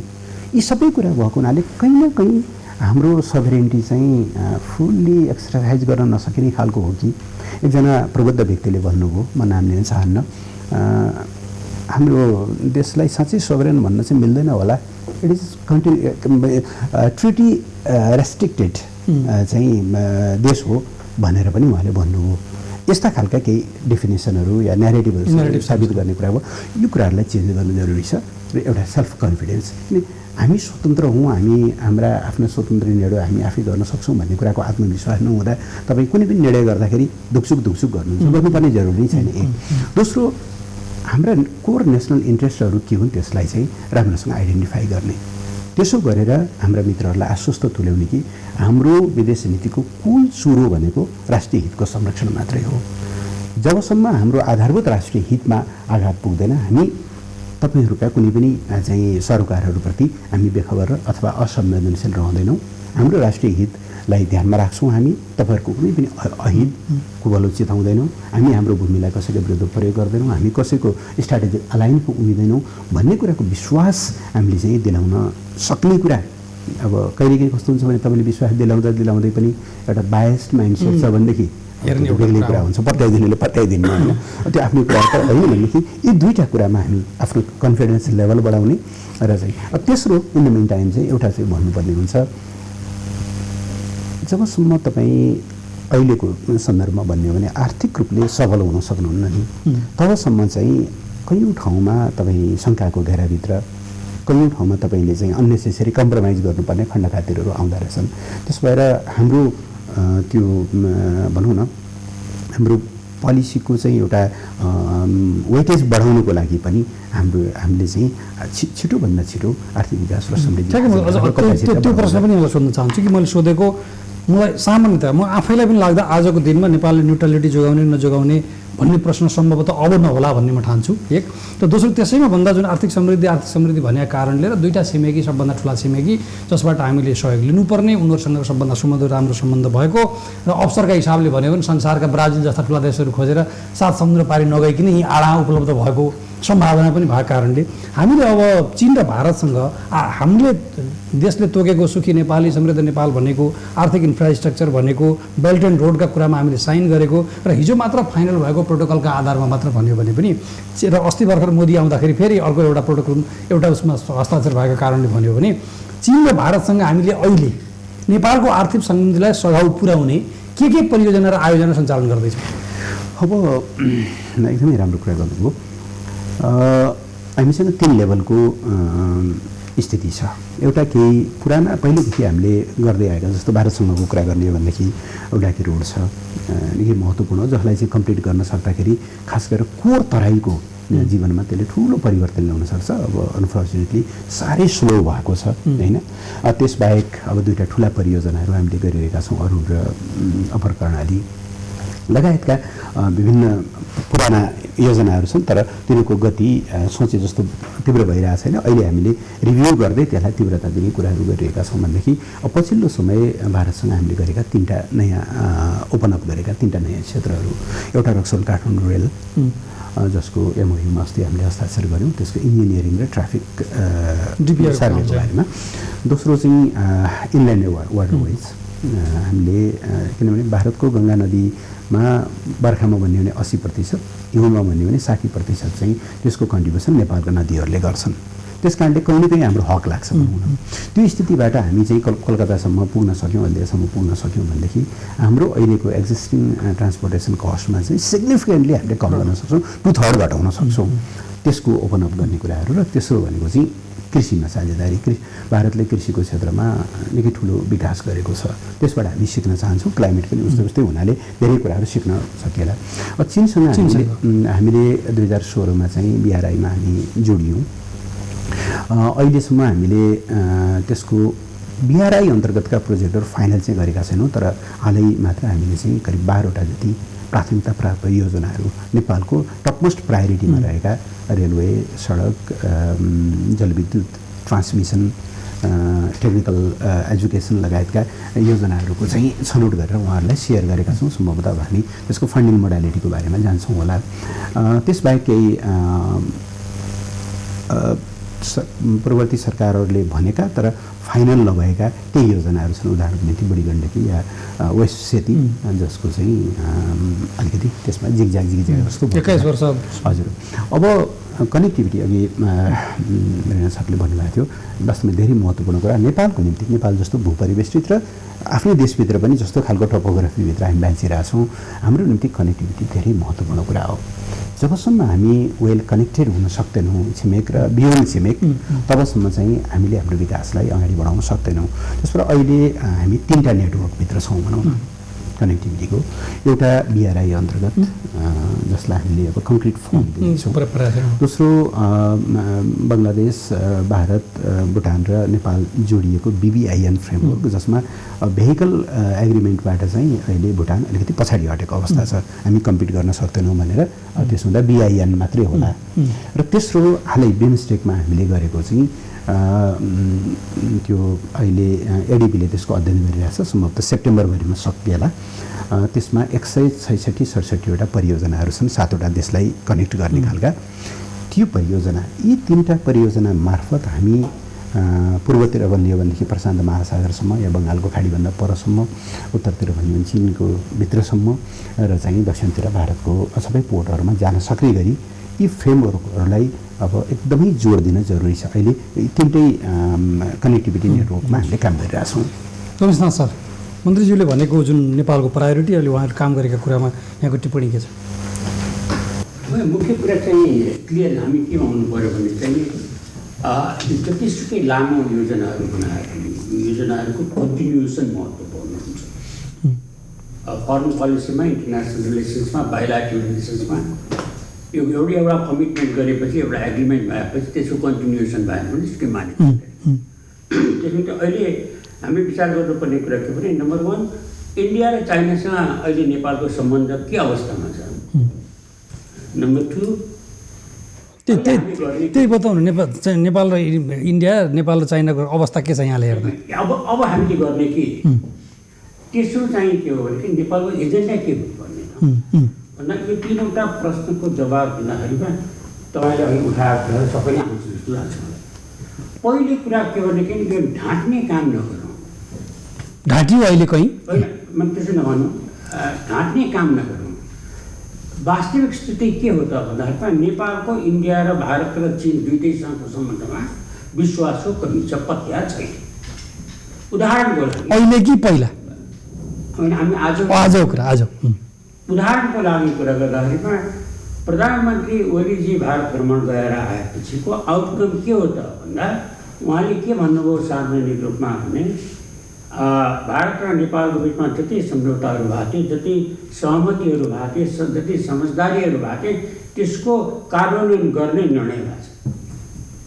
पहिले त यो संसारमा यो अन्तर्राष्ट्रिय सम्बन्धमा स्वयं प्रधानमन्त्रीले गएर सहमति गर्छ, सम्झौता गर्छ, समझदारी बढाउँछ, कार्यान्वयनमा उनले हेर्ने होइन, कार्यान्वयनभन्दा मुनि जाने सिस्टमले प्रधानमन्त्री दौडिनु पऱ्यो भन्ने बित्तिकै प्रश्न चिन्ह एउटा खडा हुन्छ।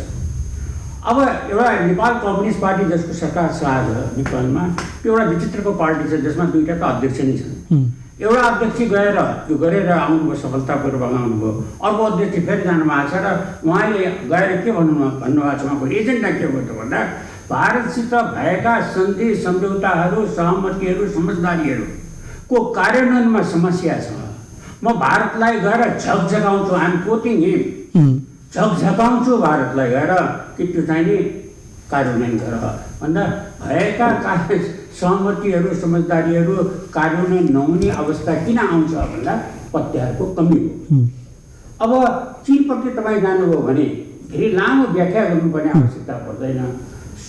सोही जानुभयो भने परराष्ट्र मन्त्रीजी आफै चीन जानुभएको बेलामा उहाँको जुन किसिमबाट सत्कारहरू भए त्यहाँ, अब त्यो त्यस बेलामा जुन एउटा सार्वजनिक समारोहको आयोजना गरियो त्यसमा नेपाललाई चिनिएको लामो समय अनयुजल ढङ्गबाट नेपालमा बिताएको चाइनिज डिप्लोमेटले उभिएर उहाँका सामान्यमा के भन्यो भने नेपालमा स्टेबिलिटी अफ ल छैन, कानुनको स्थायित्व छैन, लगानीको कुरा मात्रै गर्छ तिमीहरू भन्दा हामीले विदेशी लगानी ल्याउने हो भने हामीले कानुनमा पत्यार बढाउनु पर्यो। कानुनमा पत्यार भने के त्यसको बुझ्नु पर्यो। त्यसको डिप्लोमेसीमा एउटा शब्द प्रयोग भएको हुन्छ, त्यसका धेरै अर्थ हुन्छ, त्यसलाई बुझ्नु पर्यो। दुईवटा। तेस्रो कुरा हामीले रियलाइज के गर्नु पर्यो भने भारत र चीनको बिचमा हनिमुन भएको बेलामा के हुँदो रहेछ भन्दा त्यो 2020मा हामीले पाठ पढ्यौँ जाँदो रहेछ र 2015देखि अहिले 2018 गर्न थाल्दाखेरिमा नेपालमा भएजति राजनीतिक दलहरू सत्तामा गइसके। कसैले त्यो नेपालको सार्वभौमिकता जोगाउनु सकेन। त्यो सार्वभौमिकता त गयो। त्यसको बारेमा पटक पटक यहाँका नेताजीहरूले, प्रधानमन्त्रीजीहरूले, मन्त्रीजीहरूले भेट्नु भएको छ। दुईटै देशका नेताहरूलाई कुरा त भएको छैन भन्दा त्यसको शिक्षा के हो भने भारत र चीनको बिचमा हनिमुन स्टेज आयो भने पनि हामीलाई अप्ठ्यारो लड्ने अवस्था आयो भने पनि जोखिम छ। त्यस निम्ति हामीले आफै तयार हुनु पर्यो भने के तयार हुनु पर्यो, के एजेन्डा तान्नु। हामीले भारतका नेताहरूसित अथवा चीनका नेताहरूसँग गर्ने कुराको मेन एजेन्डा के हुनुपर्ने, हामीले के कन्भिन्स गर्नुपर्ने भन्दा कन्भिन्स गर्नुपर्ने के हो भने चीन र भारत दुईटै, चीन त अब ग्लोबल पावर हुनुपर्ने बाटोमा हिँडिसक्यो, भारत पनि त्यसमा गइरहेछ। दुईटै मुलुकहरू त्यो ग्लोबल मुलुकको मिसन लिएर हिँडिरहेका छन्, प्रस्पेरिटीका कुराहरू गरिरहेका छन्। तिम्रो प्रस्पेरिटी, तिम्रो स्टेबिलिटीको लागि नेपालको प्रस्पेरिटी र स्टेबिलिटी जरुरी छ। हामीले यदि यो कन्भिन्स गर्न सक्यौँ भने हाम्रो कूटनीतिको सिप, हाम्रो राजनीतिक नेतृत्वको सिपको जाँच कहाँनिर हुन्छ भने हामीले हाम्रा दुईटा छिमेकीहरूलाई यो कुरामा कन्भिन्स गर्नु पर्यो कि तिमीहरूको सुरक्षा, तिमीहरूको स्थायित्व, तिमीहरूको प्रस्पेरिटी, समुन्नति नेपालको स्थायित्व र समुन्नतिमा डिपेन्ड गर्छ। नेपाललाई स्थिर बनाएर नेपाललाई गरिब राखेर तिमीहरूको यो कुरा सम्भव छैन। त्यो कुरा हामीले बुझाउन सक्यौँ भने हाम्रो फरेन पोलिसीको मेन एजेन्डा एक्जिक्युट हुन्छ। दोस्रो, हामीले हिजो जुन पाठ पढेर आछौँ त्यसलाई दोहोऱ्याउनु भएन। उदाहरणको लागि म अहिले बिमस्टेकको कुरा आयो मन्त्रीले उठाउनु भयो, त्यो कन्टेक्स्टमा भएन, दोहोऱ्याउनु भएन भने आफूले के भनेदेखि 2005 नेपालका परराष्ट्र मन्त्री भारत, म्यानमार, बङ्गलादेश र फरेन मिनिस्टरहरू बसेर एउटा एग्रिमेन्ट भयो कि म्यानमारबाट ग्यासको पाइपलाइन चाहिने वहाँ इन्डियामा लग्ने, बङ्गलादेश भएर त्यहाँ नेपालभित्रबाट पनि जान्थ्यो। अब त्यो सहमति भएपछि त्यसपछि बिमस्टेकका फरेन मिनिस्टर पनि धेरैचोटि भेट्नु भएको छ, बायोल्याटरल कुराहरू पनि धेरैचोटि भएको छ, त्यो कुरा चटक्कै छुट्यो। अहिले हामी ऊर्जाका कुरा गरिरहेछौँ, ऊर्जाका एग्रिमेन्टहरू गरिरहेछौँ, तर हामीले के बुझिराखेका छैनौँ, किन बुझ्न चाहिरहेका छैनौँ के भनेदेखि भारत सरकारले सार्वजनिक रूपमा घोषणा गरेर एउटा निर्णय गरिसकेका छ कि भारतको कम्पनीको 51% लगानी नभएको पावर प्रोडक्सन भयो भने त्यो हामी किन्दैन भनेर। त्यो मामला त्यो सच्याइसक्यो सायद। अब त्यो नकिनिएपछि हामीले तपाईँको पावर बनाएर इन्डियाबाट पठाउने, इन्डियाबाट बाटो गएर कहाँ पठाउने भन्ने त्यो कुरा गर्नुपर्छ। मूल कुरा कर्णेलजी के हो भने हामीले भारत र चीनसितको पत्यारको सम्बन्ध विकास गर्नु पर्यो। भारत र चीन दुईटालाई यो कुरामा चित्त बुझाउनु पर्यो कि तिम्रो प्रस्पेरिटी र स्टेबिलिटी नेपालको प्रस्पेरिटी र स्टेबिलिटीसँग जोडिएको छ। तेस्रो, हामीले यो कुरामा हामीलाई प्रष्ट ज्ञान हुनु पर्यो अनुभवबाट। त्यो के भनेदेखि भारत र चीनको बिचमा हनिमुनको स्टेज आयो भने पनि नेपाललाई खतरा छ, उनीहरूको रिलेसन लडाइँमा गयो भने पनि खतरा छ। हामीले त्यसलाबाट आफूलाई कसरी जोगाउने, आफ्ना हितहरू कसरी बचाउने भन्ने बारेमा विष्टजी, यो अहिले जुन आर्थिक समृद्धिको प्रायोरिटीको जे कुरा भनिराखेका छौँ र जुन खास गरेर विशेष गरेर मन्त्रीजीले जे अहिलेको सरकारले तोकेका प्रायोरिटिजहरू जे बताउनु हो नि, त्यसमा तपाईँ कुनै थप सुझाव वा टिप्पणी वा आलोचना केही छ? मन्त्रीजीले अहिले फर्मेटिभ स्टेज भन्नुभयो, यो प्रस्पेरिटीलाई हामीहरू वर्कआउट गर्दैछौँ र हामीहरूको प्रायोरिटाइजेसन पनि भइराखेको छ भन्दाखेरि यसलाई अब मेरो विचारमा यो आजको आजै भोलिको भोलि हुने कुरा भएन। एउटा चाहिँ मलाई के यहाँ पूर्व परराष्ट्र मन्त्रीजीले भनेको कुरामा के आयो भने अगाडि पनि त्यो कुरा आयो, यो चाहिँ सभरेन्टीको कुरा आयो नि। अब यो सभरेन्टी भने आजको दुनियाँमा कोही पनि मुलुकको एब्सोल्युट सभरेन्टी भन्ने छैन। अमेरिकाले अहिले एक्सर्साइज गर्न खोजे जस्तो देखिन्छ, किन जसै हामी चाहिँ रिजनल इकोनोमिक ब्लकमा जान्छौँ त त्यति हदसम्म त हाम्रो सभरेन पावर जुन छ इन्डिपेन्डेन्स त्यति त हामी छोड्यौँ। किन जसै हामीले भन्छौँ यो ट्यारिफ लिँदैन, बेस गर्छौँ, नाफ्टा भनेको थियो, यहाँ साफ्टा भने जस्तो। त्यसैले मेरो विचारमा यो रिड्युस सभरेन्टी मुख्य कुरा के भने पोलिटिकल सभरेन्टी हामीले एक्सर्साइज गर्ने कि नगर्ने भन्ने कुरा आयो। अहिले चाहिँ हामी के छ भने स्ट्रक्चरली नै हामी विक छौँ। जस्तो 1950 को ट्रिट त बसि नै राखेको छ नि, त्यो हामीले चाहिँ आँखा चिम्लिँदैमा जाने, आँखा हेर्दैमा चाहिँ हुने त कुरा हो है। जस्तो उहाँ पूर्व प्रधानमन्त्रीहरू भएको चाहिँ त्यो इपिजीले बनाएर कसलाई दिने भने पनि त्यो पनि ढिले भइरहेको जस्तो देखिन्छ। तर मेरो विचारमा अर्को एउटा कुरा कि यहाँ अहिले कुरैमा आयो तपाईँको त्यो त्यसमा के चाहिँ भन्नुभन्दा पनि किन त्यो त म्याटर फर डिस्कसन र त्यो चाहिँ राम्रैसित होमवर्क गरेर गर्ने कुरा आयो। अब उहाँ मन्त्रीजीले पुरा गभर्मेन्टको मिसिनरी ल्याएर मिसिनरीले दिएको जुन चाहिँ समृद्धिको चाहिँ पाटामा म एउटा व्यक्तिले विदाउट एनी सपोर्ट मैले यसमा चाहिँ यो उहाँले दिएको भन्दा यो हाल भन्नु त त्यो त अलिकति आउट अफ द वे। एउटा कुरा यहाँ के आयो भने अघि भर्खर यहाँ कुरा गर्दाखेरि यो के अरे उहाँले त्यो कभरअप नगर भन्नुभयो, त्यो आफ्नो ठाउँमा छ है। अब रुल अफ ल भने यो मैले पनि बुझेको के छ भने यदि हामीले चाहिँ सबभन्दा पहिला मेरो अनुभवमा चाहिँ के छ भने साउथ कोरियाले उन्नति गरेको, साउथ कोरियाको त्यो मान्छे पनि आएको थियो, एम्बेसडर पनि यहीँ थिए, हामीले एउटा यहाँ कार्यक्रम पनि गरेका थियौँ। साउथ कोरियाले उन्नति गर्ने बेलामा त्यो अफिसियल डेभलपमेन्ट एसिस्टेन्स भनेर ओडिए मार्फतै उसले चाहिँ माथि अगाडि बढेको हो भने अब पछि आएर के भयो भने ओडिए घट्दै गयो, सबले घटाउँदै लगे जो डोनर कन्ट्रिजहरूले।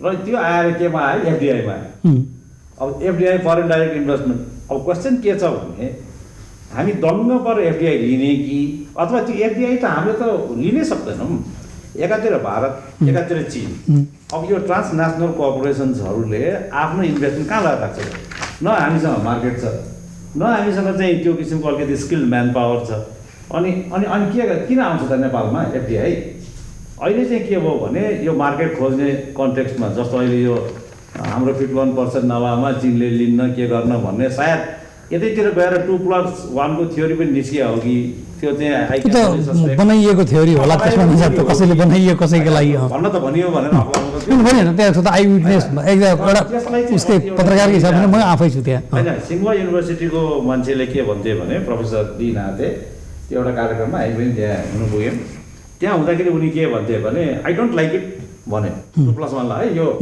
मन्त्रीजी पनि यो चाहिँ सुन्नलाई यो कल्याण गर्ने होला सबलाई उसले के भन्यो भने आई डोन्ट लाइक इट मैले के सोधेँ भने उनलाई कि यो चाहिँ अहिले चाहिँ बिआरआईको ओभरअल नेपाल चाइना रिलेसन्सको बिआरआईको ओभरअल कन्टेक्स्टमा नेपाल चाइना इन्डिया कोरिडोर भनेर जुन अहिले कुरा भइरहेको छ त्यो कोरिडोरमा चाहिँ यो 2+1 भन्नेलाई तिमीले कसरी हेर्छौ भनेर सोधेँ मैले त्यति मैले सोधेँ उसले के भने आई डोन्ट लाइक इट त्यो 2+1 को चाहिँ कन्सेप्ट गर्यो भनेदेखि त then there is no value for Nepal भन्यो त्यो त्यो मिटिङ है अहिले धेरै दिन पनि भएको त्यो त छैन त्यसलाई एउटा त्रिदेशीयको अपभ्रंशका रूपमा होइन भन्दाखेरि भ्रष्टीकरण गरिया होला भन्छु म त्यसलाई पोलिसी फोकसबाट तपाईँले पर लानु हो यो चाहिँ इकोनोमिकपट्टि लानु हो है मैले त्यो आर्थिक पर्सपेरिटी भनेको कारणले त्यसमा केही त्यतापट्टि चाहिँ मेरो विचारमा चाहिँ हामीले जे पनि गर्छौँ त्यो गर्दाखेरि चाहिँ कम्प्रिहेन्सिभ ले नै हेर्नु पऱ्यो कि फरेन पोलिसी भने फरेन पोलिसी इकोनोमिक पोलिसी होइन त्यो त हामीले कति असर गर्छ भन्ने कुरो त हेर्नु वीरेन्द्रजी यो कुरा सुनिसक्दाखेरि आज हामी जुन खालको परिवेशमा छौँ र आर्थिक पर्सपेरिटी भनेको छ र तपाईँहरूले जे अघिल्लो पटक अघि बताउँदाखेरि जे अध्ययन त तपाईँहरूले गरि नै राख्नु भएको छ अहिले हामीलाई नेपाललाई तपाईँहरूको जस्ता रिसर्च इन्स्टिट्युसनहरूलाई फरेन पोलिसीका सन्दर्भमा चाहिएको कुरा के हो त्यसको लागि हामीलाई फन्ड नै हो पहिलो रिसर्चको लागि दोस्रो प्रायोरिटी चाहिँ आज हामीले तपाईँहरू जस्ता रिसर्च संस्थाहरूले रिसर्च गर्दाखेरि विगतको ओभरभ्यू गरेर यस्तो यस्तो भइराखेको छ भनेर इतिहास मात्रै दोहोऱ्याइराखेर रिसर्च गर्ने कि आगामी दिनमा के गर्ने भन्ने कुरामा रिसर्च गर्ने निश्चित रूपमा मलाई भन्नुहुन्छ भने गौतम बुद्धले र हाम्रो सनातन धर्ममा पनि इम्बेडेड एउटा फिलोसफी छ nothing is permanent except change permanent भनेको केही चिज छैन सबै परिवर्तनशील छ त्यो परिवर्तन त त्यो कन्टिन्युटीमै हामीले हाम्रो अस्तित्व र हाम्रो रिलेसनलाई खोज्ने हो तर त्यति भन्दै गर्दा एकजना इन्डियन सोसियोलोजिस्ट हुनुहुन्छ टिके वुमन उहाँले के भन्नुहुन्छ भने प्रत्येक समाजको कोर इन्स्टिट्युसनल अर्डर हुन्छ प्रत्येक समाजलाई गभर्न गर्ने एउटा अर्डर हुन्छ र त्यो अर्डर चाहिँ एउटा समाज र अर्को समाजको बिचमा मिल्दैन जुन अहिले पश्चिमा थ्योरिस्टहरूले पनि त्यसलाई स्वीकारिसकेको अवस्था हो भने नेपाल के हो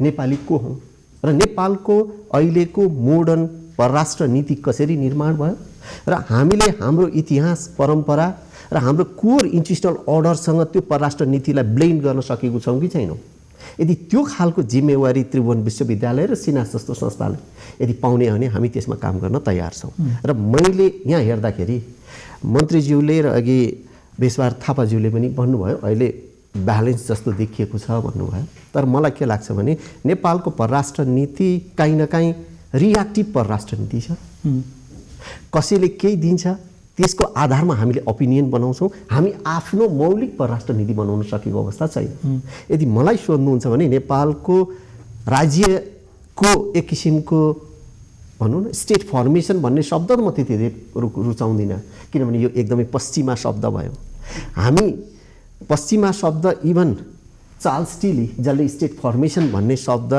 पहिलोचोटि प्रयोग गरेर पपुलराइज गरे उनीहरूले नै यसमा फ्ल छ भन्नुभएको छ किनभने स्टेट भनेको इन्डिया पनि स्टेट हो सभ्यता हो नेपाल पुरानो सभ्यता हो चाइना अर्को सभ्यता हो जापान अर्को सभ्यता हो भने यिनीहरू फर्म भएको छैन स्टेट फर्मेसन भनेको युरोपियन कन्टेक्स्टमा त्यहाँका राज्यहरू कसरी निर्माण भए त्यो एउटा इन्टेलेक्चुअल ग्रुपले निकालेको शब्द हो भने नेपालको परराष्ट्र नीतिमा र नेपालको पोलिटिकल मिनिङ कसरी निर्माण भयो भन्ने कुरा गर्दा 3टा स्टेज होला जस्तो मलाई लाग्छ। एउटा 1816 को सुगुली सन्धि, त्यसपछि जङ्गबहादुरले ल्याएको म्युटिनी, त्यसले जियोग्राफिकल टेरिटोरी ल्यायो, त्यसपछि 1950 को ट्रिटी, त्यसपछि आइसकेपछि इन्डियाले पटक पटक गरेको ब्लकेट। त्यो ब्लकेटमा नेपालीहरूले आफ्नो हामी फरक हौँ भन्ने मिनिङ खोजे। त्यो मिनिङ खोज्ने क्रममा 1950 को ट्रिटीलाई नेपालको specially left political party, left इन्टेलेक्चुअलहरूले नेपालको फरेन पोलिसी र नेपाली नेसनलिजम भनेको चाहिँ एन्टी इन्डियन नेसनलिजम हो, एन्टी इन्डियन स्टफ हो भन्ने कुरामा आयो। र अस्तिको चुनावसम्म आउँदाखेरि पनि करिब करिब धेरै ठुलो साइकोलोजी चाहिँ जुन हामीले हाम्रो संविधान लेख्यौँ त्यो लेख्दाखेरि इन्डियाले त्यसमा ब्लकेट गर्यो। त्यो ब्लकेट गरेको विरुद्धमा पहाडी सेन्टिमेन्ट एक किसिमबाट आयो। त्यसमा अहिलेको प्रधानमन्त्रीज्यूले जुन किसिमको एउटा सेन्टिमेन्ट लिएर आउनुभयो त्यसको आधारमा अगाडि बढ्यो। सायद काहीँ न काहीँ चाइनालाई एक किसिमको एक्सपेक्टेसन र एसम्सन होला कि अहिलेको प्रधानमन्त्रीले योभन्दा पहिलेको प्याराडाइम सिफ्टै हुन्छ नेपालमा। भेगबहादुर थापा पूर्व मन्त्रीज्यूले भनिसक्नुभयो त्यो प्याराडाइम सिफ्ट भएको छैन, यो चाहिँ कन्टिन्युटी छ, पुरानैको कन्टिन्युटी छ। तर स्टेबल गभर्मेन्टले चाहिँ त्यो पुरानो अवस्थाभन्दा केही न केही नयाँ स्टफ प्याराडाइम सिफ्ट होस् भन्ने चाहन्थ्यो होला। सायद त्यो स्टफ हामीले दिन नसकेको अवस्था हो कि जहाँ रमेश पाण्डेज्यूले भन्नुभएको कुरामा यहाँ आउँदाखेरि हामी को हौँ र हाम्रो परराष्ट्र नीति के हुनुपर्छ र हामीले अहिले हेर्दाखेरि सिङ्गल इकोनोमिक पावरको रूपले हेर्ने भने, युनिटको रूपले हेर्ने भने अमेरिका फर्स्ट हो, त्यो चाइना सेकेन्ड हो। तर तपाईँले यो भन्नुहोस् न पिपल्स पर्चेजिङ प्यारिटी PPPबाट हेर्नु भने चाइना फर्स्ट हो, इन्डिया थर्ड हो। अब ती दुईटा देशको बिचमा हामी भएको हुँदा अहिले इन्डिया र चाइनाको जुन एउटा महत्त्वाकांक्षा छ त्यो महत्त्वाकांक्षामा नेपालीले इन्डियाको कस्टमा चाइनाको पोलिसी बनाउने, चाइनाको कस्टमा इन्डियासँग लसिने जुन हाम्रो एक किसिमको पोलिटिकल पार्टी छ त्यसको अवस्थामा हाम्रो नेसनल कन्सेन्सस पोलिसी चाहिँ बन्नुपर्छ। त्यो नेसनल कन्सेन्सस पोलिसी बन्नको लागि अस्ति प्रधानमन्त्रीज्यूले हाम्रो सिनेटमा आएर पनि भन्नुभएको थियो हामीले शिक्षा प्रणालीमा आउँदाखेरि पनि हामीसँग नालन्दा थियो, तक्षशिला थियो, हामीसँग त्यो खालको एउटा शिक्षा प्रणाली ज्ञान प्रणाली थियो। तर हामीले कुनै विशेष परिस्थितिमा अहिलेको नयाँ शिक्षा प्रणाली लिएर आयौँ र त्रिभुवन विश्वविद्यालयमा त्यही हामी त काहीँ न काहीँ त्यो रोबोट जस्तो या बिचौलिया जस्तो मेकानिक्स उतातिरको शिक्षा थ्योरी हामीले हाम्रो विद्यार्थीलाई पढाउने तर हाम्रो ओरिजिनालिटी नभएको अवस्था। यो अवस्थामा त्रिभुवन युनिभर्सिटीको रोल र हामीले फरेन पोलिसीमा गर्ने भनेको एउटा लेभलमा देउबा सरकारले हामीलाई 5 करोड दिइसक्नु भएको छ र मैले त्यति बेला माग्दा र प्रपोजल लेख्दा पनि के गरेको भने म सिनासकै प्रोडक्ट हुँ। जति पनि मैले योभन्दा पहिले पैसा लिएर आएँ एक हातले डोनरले पैसा दियो, अर्को हातले उसले इन्ट्रेस्ट दियो। मैले नेपालको मोनिजम, मल्टिकल्चरलिजम, प्लुरालिजमको बारेमा हामीले धेरै ठुलो डिबेट गऱ्यौँ। त्यो डिबेट गर्दाखेरि हामीले जुन किसिमबाट अगाडि लिएर गयौँ त्यो बेलामा जाँदाखेरि हाम्रो मौलिक एक किसिमको फरेन पोलिसी हामी नेपाली को हौँ, हाम्रो के हुनुपर्छ भन्ने हो भने एक किसिमबाट युनिभर्सिटीहरूलाई चाहिँ ट्रस्ट गर्नु पर्यो। ठिक छ, म त्यसमा र म हिरणलाल सरसँग आउँछु र हामी एउटा सायद यसलाई अन्यथा नमान्ने हो भने हाम्रो एउटा हाम्रै आफ्नै सोचाइहरू, हाम्रा मिडियाका जर्नलिस्टका हाम्रा प्रश्नहरू पनि एउटा रेटोरिक टाइपमा जानेर रेटोरिक टाइपको न्यारेटिभ हुने गर्दो रहेछ कि जस्तो लाग्छ मलाई। धेरै कुरा त भनिएको छ, उसको जम्मा जम्मी परीक्षा लिन मात्रै बाँकी छ। धेरै कुरा त जस्तो फरेन पोलिसीका सन्दर्भमा भन्यो भने हामी त्यति लामो इतिहासको कुरा गऱ्यौँ, हामी सोभरेन्टी हाम्रो कहिलेदेखि थियो आजसम्म भनेर भन्छौँ। तर फेरि हामी आफै आफ्नो कुरालाई के भनेर पनि भन्नु पनि अप्ठ्यारो, हाम्रो के नै छ र भन्न हामी आफैले ह्युमिलेट गर्दै आएको जस्तो परिस्थिति, एउटा विरासत बोकेर पनि हामी आज खडा छौँ। खैर यो एउटा परिस्थिति हो।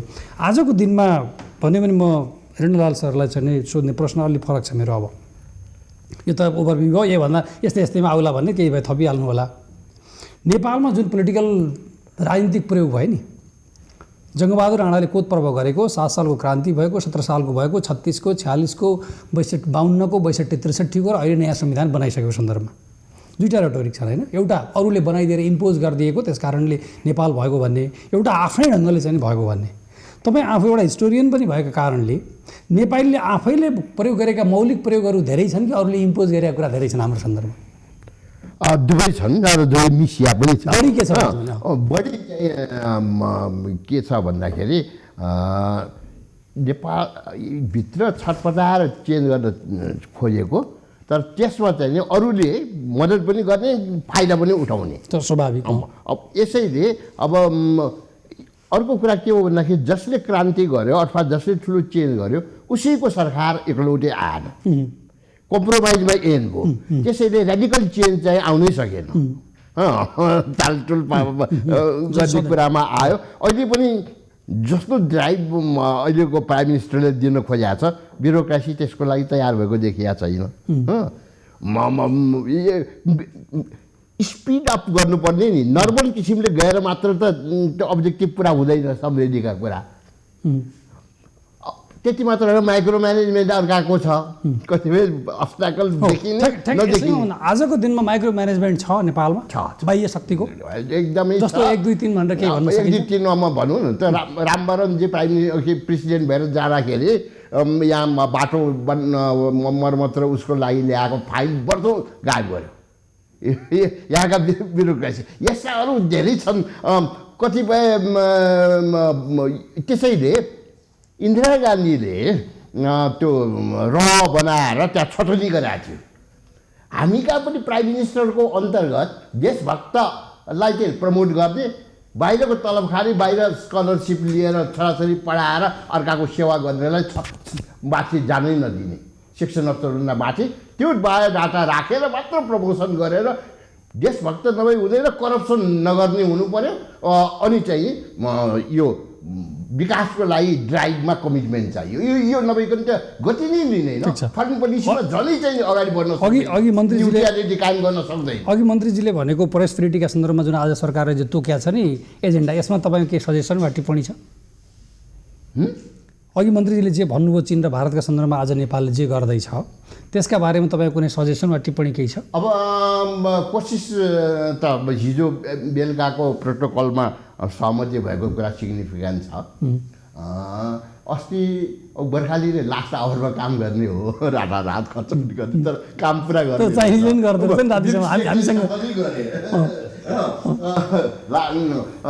तर यो त्यति राम्रो सफल भएको हामीलाई त चिन्ता कुरा त ठोस रूपले पाएकै छौँ। एउटा चाहिँ समुद्र जाने बाटो इनलाइन वाटरदेखि, अर्को चाहिँ ट्रान्समिसन लाइनका कुरा, अल्टरनेटिभ मार्केट त हुनै भयो हाम्रो लागि भरपर्दो बङ्गलादेशलाई आएछ। यसरी यो चाहिँ मार्केटको पनि विविधीकरण आयो नि बिजुलीको। अब त्यो अचिभमेन्ट छ भने अर्कोतिर बुद्धिस्ट सर्क्युटको पर्सपेक्टिभ आयो। यो तिनवटा त कन्क्रिट राम्रो छ नि। यो राम्रो भइराखेको बेला यो अहिले चाहिँ नि यो मिष्टान्नमा फर्मिसिया जस्तो यो एक्सर्साइजको कुरा आएर नै बिग्रिया हो। अदरवाइज राम्रै राम्रो भएको ठाउँमा किनकि फोरममा सब छलफल गरेर निर्णय पनि नगरेको मोस्ट एम्बिसियस क्षेत्रीय शक्तिले चाहिँ जम्मा गर्न खोजे आफ्नो उसमा। यस्ता कमजोरीहरू छन्, प्रयास भएको छ नेपालको तर्फबाट। यो सबै हाम्रो फरेन पोलिसीमा कन्टिन्युटी पनि छ, चेन्ज पनि छ। र कन्टिन्युटी भनेको हाम्रो संविधानले क्लियरली यसपालि चाहिँ फरेन पोलिसी अब्जेक्टिभ पनि देखिदिएको छ, नेसनल यो राष्ट्रिय हितको डेफिनेसन पनि छ। त्यो त कन्सेन्सस डकुमेन्ट हो नि, त्यो त गाइडलाइन हो नि। त्यसलाई चाहिँ नि अलि इम्प्लिमेन्ट गर्ने स्किलफुल्ली मात्र कुरा हो एउटा त्यो। दोस्रो कुरा चाहिँ अहिले किन डिले भयो, यो चाहिँ उसले नचाहेर हो कि इलेक्सनसम्म पर्खेर हो कि इन्डियाको अथवा अब अरू केही कारण हो, उहाँहरूले बताउन सक्नु होला। गभर्मेन्टले त्यो पनि रिकमेन्डेसन हो, आखिर फाइनल त दुइटै गभर्मेन्टले आफूले डिसाइड गरेर लागु गर्ने कुरा हो। प्रेसर चाहिँ हुन्छ त्यो। यसैले अब त नयाँ चरणमा हामी जाँदैछौँ। इपिजीको रिपोर्ट पब्लिकली आइसकेपछि त्यसलाई लागू गर्दाखेरि अलिकति डिपार्चर आउँछ, नयाँ कोर्स दिन सक्छ रिलेसनसिपमा। पर हामीले फुच्चे बेलादेखि असमान सन्धि खारिज गरा भनेर लेख्यौँ, बोल्यौँ। अब चाहिँ त्यो सन्धिलाई एन्ड गर्ने बेला त आयो नि, आज चिज रहँदैन। यसैले अहिले अघि भेषराजजीले भन्नुभयो नि, यो रिजनल पावरमा पनि चेन्ज आइरहेछ, ग्लोबल पावरमा पनि चेन्ज आइरहेछ। उसले यो ठाउँ खोजिरहेछ। वेस्टबाट इस्टमा सिफ्ट भयो पावर पनि, इकोनोमिक ग्रोथ इन्जिन पनि। अब कसको पोजिसन के हो त? त्यसरी चाहिँ रिएडजस्ट गर्दाखेरि नेपालको स्ट्राटेजिक इम्पोर्टेन्सले गर्दा न त्यो सन्तुलन राख्ने स्किलको डेभलपमेन्ट हाम्रो हुनु पर्यो। हस् सर। मिस डाक्टर भेस्टर सर, यो इपिजीको रिपोर्टको बारेमा बताउनुहोस् न, यो कहाँ पुग्यो, किन अड्क्यो? त्योभन्दा अगाडि अनि म सोध्छु तपाईँलाई सिरिजमा सोध्ने क्वेसन छन्। मैले सुरुमा दुईवटा कुरा निवेदन गरेका थिएँ। एउटा चाहिँ के भने रिजिम चेन्ज गर्दाखेरि नेसनल इन्ट्रेस्ट अटोमेटिकली चेन्ज हुँदैन, देयर इज कन्टिन्युटी है, किनकि it is related with geography, with population, with natural resources. यी तिनटै फिक्स्ड फ्याक्टर छन् है। त्यो चाहिँ अर्को चाहिँ नि अब the whole world is moving away from पहिलेको स्ट्राटेजिक इन्ट्रेस्ट को कति पावरफुल छ, कसले कसलाई डिस्ट्रोय गर्न सक्छ भन्ने थियो, न्युक्लियर मिलिट्रीमा मापन थियो भनौँ न। त्यहाँबाट अहिले गएर चाहिँ नि इकोनोमिक प्रस्पेरिटीमा छ। जसले प्रस्पेरिटी हेर्न गर्न सक्दैन त्यो पछाडि हुन्छ। र अहिले हाम्रो चाहिँ फोकस इन रिसेन्ट, किनकि पोलिटिकल चेन्जले गर्दाखेरि चाहिँ धेरै लामो अवधिसम्म इकोनोमिक डिप्लोमेसी त राजा वीरेन्द्रको पालादेखि सुरु भयो होइन, तर अहिले आएर कङ्क्रिट सेप लिन थालेको छ, किनकि लार्जर नेसनल कन्सेन्सस संविधानले एउटा चाहिँ अलिकति बलियो राज्य सञ्चालनको प्रक्रियालाई सङ्केत दिएको छ। हुन्छ हुन्न भन्न अहिले सकिन्न, तर लक्षण देखिएको छ। त्यसको साथसाथै चाहिँ जुन हाम्रो छिमेकी सेवाहरूको सम्बन्धको आधारहरू छ त्यहाँ पनि इट्स अन्डरगोइङ चेन्ज। कोही पर्सेप्टेबल छ, कोही इम्पर्सेप्टेबल छ, तर नेपालको साइकीमा चाहिँ यी कुराहरू चाहिँ त्यो घुसिसकेको छ। जहाँसम्म इपिजीको कुरा छ, असमान सन्धि भयो भन्ने म पनि केटाकेटीमादेखि सुनेको। मोहन शमशेरले सही गरेर आएपछि दौरा स्कुलमा पढ्दाखेरि हामी विद्यार्थीहरू पनि त्यसैको बारेमा कुरा गर्थ्यौँ। तर लगातार 70 वर्षसम्म हामीले चाहिँ नि यो असमान भयो भन्दै पनि यसलाई चाहिँ एउटा मूर्त रूप दिनको लागि प्रक्रियाको चाहिँ थलाडी भएन। त्यसलाई मान्दिनँ भन्ने कुरो कृतिनिधि विष्ट प्रधानमन्त्री भएको बेलामा यो हामीलाई अमान्य छ यो भनेर, तर खारिज त हुँदो रहन्छ अमान्य भनेर। कङ्क्रिट सेप अहिले कहाँ गएर भयो भन्नुहुन्छ भने यो 2 वर्ष अगाडि, 2.5 वर्ष अगाडि, 3 वर्ष अगाडि भनौँ, जब हामीले चाहिँ नि इपिजी खडा गरेर यसलाई चाहिँ नि अध्ययनको आधारमा कङ्क्रिट सुझावहरू दिएर सम्बन्धको आधारलाई पुनरावलोकन गरेर अद्यावधि गरेर जे जति असमान अवधारणाहरू त्यहाँ छन् तिनीहरूलाई न्युट्रलाइज गर्ने या चाहिँ खारिज गर्ने या रिप्लेस गर्ने यो उद्देश्य राखेर चाहिँ एउटा निष्पक्ष भनौँ अब चाहिँ निकाय खडा भयो। सुरुमा नै हामीहरूले के भन्यो भने यो दुईटैको एउटै लक्ष्य हुनु पर्यो। दुईटै टोली भएर काम गर्न थाल्यौँ भने हामीहरू खोलाको खोलाको दुई धार भने जस्तो will never meet except at the sea level. त्यो सहमति भएपछि अब अहिले आएर चाहिँ रिपोर्ट कम्प्लिट भएको बेला छ। हामीहरू त्यसलाई चाहिँ अब प्रस्तुत गर्नुको लागि तयार भएर बसेको छौँ होइन। यो ढिलाइको कुरो चाहिँ के भएको छ भने अलिकति खेलवाड पनि भयो, अलिकति कहीँ न कहीँबाट चाहिँ नि ढिलाइ गर्नलाई चाहिँ पहल कदमी पनि भएको होला। तर हामी दुईटै टोलीहरू यो दुई सरकारलाई चाहिँ पेस गर्नको लागि तयार भएर बसेको छौँ। तर किन मोदीलाई नै कुर्या पहिला ओली सरकार ओलीलाई बुझाउनु? अब हाम्रो सभापति के भएको थियो भन्नुहुन्छ भने यो रिपोर्ट तयार भएपछि मुख्य कुरो त पहिले रिपोर्टको कन्टेन्टको बारेमा हामीले चाहिँ दुईटै सरकारलाई नबुझाइकन बाहिरीकरण भन्ने जुन अवधारणामा सहमति भयौँ त्यही भएको हुनाले म त्यसमा प्रवेश गर्न चाहन्छु। त्यही भएर मैले कन्टेन्ट त सोधेकै छैन। जहाँसम्म टाइमिङको कुरो छ, अब 2 वर्ष सकिएको 1 महिना जति भयो, त्यसले गर्दाखेरि हाम्रो अस्तित्व चाहिँ छैन इपिजीको। तर यसलाई प्रस्तुत नगरुन्जेलसम्म हामी जीवित छौँ। कम्प्लिट भएको छ। फेरि एउटा के रहेछ भने हामीले अलिकति ओभरलुक गरेको कुरो, अब त्यसलाई फर्मेटिङ गर्नु पऱ्यो, त्यसलाई प्रिन्टिङ गर्नु पऱ्यो, त्यसको चाहिँ जुन एउटा प्रोसेस छ नि टेक्निकल त्यो लास्ट डेसम्म हामीले सहमति जुटाउनुमा लाग्यौँ। सहमति जुटेपछि त्यो प्रक्रियामा चाहिँ अहिले गएको छौँ। अब त्यो प्राय सिद्धिएको छ, सिद्धिसकेको छैन। र आजको दिनमा डाक्टर साहब त यहाँलाई के लाग्छ, जुन पर्सेप्सन भन्यो भने मुख्यतः सबभन्दा ठुलो पर्सेप्सन छ नेपालको इन्डियाका प्रति हेर्ने, इन्डियाको नेपालका प्रति हेर्ने, र ती अधिकांश कुरा फ्याक्टले, इतिहासका घटनाक्रमले र अस्ति भर्खर संविधान बनाउँदाखेरि घटनाक्रमदेखि अहिले बिमस्टेकसम्म आउँदाखेरि कुराले पनि झस्काउने खालका, सम्झाउने खालका घटना त छँदैछन्। तर आज तपाईँले यो इपिजीमा बसेर काम गरेको, पहिला मन्त्री भएको, एम्बासडर समेत भएको र अहिले इपिजीमा काम गरेको अनुभव एक्सटेन्सिभली त्यो तपाईँका कलिग्सहरूसँग काम गरेको आधारमा पर्सेप्सन भन्यो भने भारतको नेपालका प्रति हेर्ने जो रेटोरिकमा नेपालमा जे ठानिन्थ्यो त्यो पर्सेप्सनमा परिवर्तन आएको छ होइन। अब कसैको साइकोलोजिकल पर्सेप्सनमा के कति हुन्छ, अब त्यो चेन्ज भएको छ छैन भन्न त अहिले सकिन्न। तर जुन अवधारणामा हामीले प्रवेश गरेको छौँ, भारत र नेपालको टोलीले एउटै भएर काम गरेर एउटै लक्ष्य राखेर काम गरेको छौँ। विगतमा भएका विसङ्गतिहरूलाई हटाउने, समताको आधारमा चाहिँ सम्बन्धलाई कायम गर्ने र जुन इन्स्ट्रुमेन्टले हामीलाई चाहिँ असमानताको एउटा धारणा दिएको थियो त्यसलाई नयाँ स्वरूप दिएर अब त्यो साइकोलोजिकली त्यो मान्छेको माइन्डबाट इरेज गर्न त टाइम लाग्ला। तर मैले बराबर के भनिरहेको छु भने यो रिपोर्ट प्रस्तुत गरेर दुईटा सरकारले यसलाई अङ्गीकार गरेपछि नेपाल भारत सम्बन्धको आधारमा व्यापक सुधार हुन्छ र हामी नयाँ आयाममा प्रवेश गर्छौँ। Things will not be the same as they were before. Thank you doctor साहब।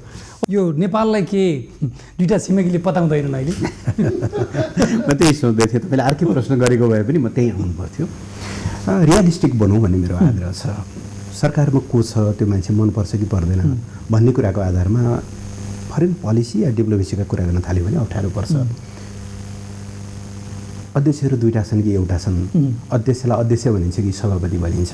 मुख्य मान्छे महासचिव हो कि एक्जिक्युटिभ डाइरेक्टर हो? It doesn't matter. I think के कन्टेन्टलाई हामीले पर्स्यु गरिरहेको छौँ त्यो ठुलो कुरा होला। विश्वासकै कुरा हो यहीँबाट, जहाँबाट डाक्टर थापाले छोड्नु भएको थियो त्यहीँबाट जोडौँ। कुनै बेला त यस्तो थियो नेपालमा त 1950 को ट्रिटीको बारेमा बोल्नु सबै वर्जित थियो बाबा।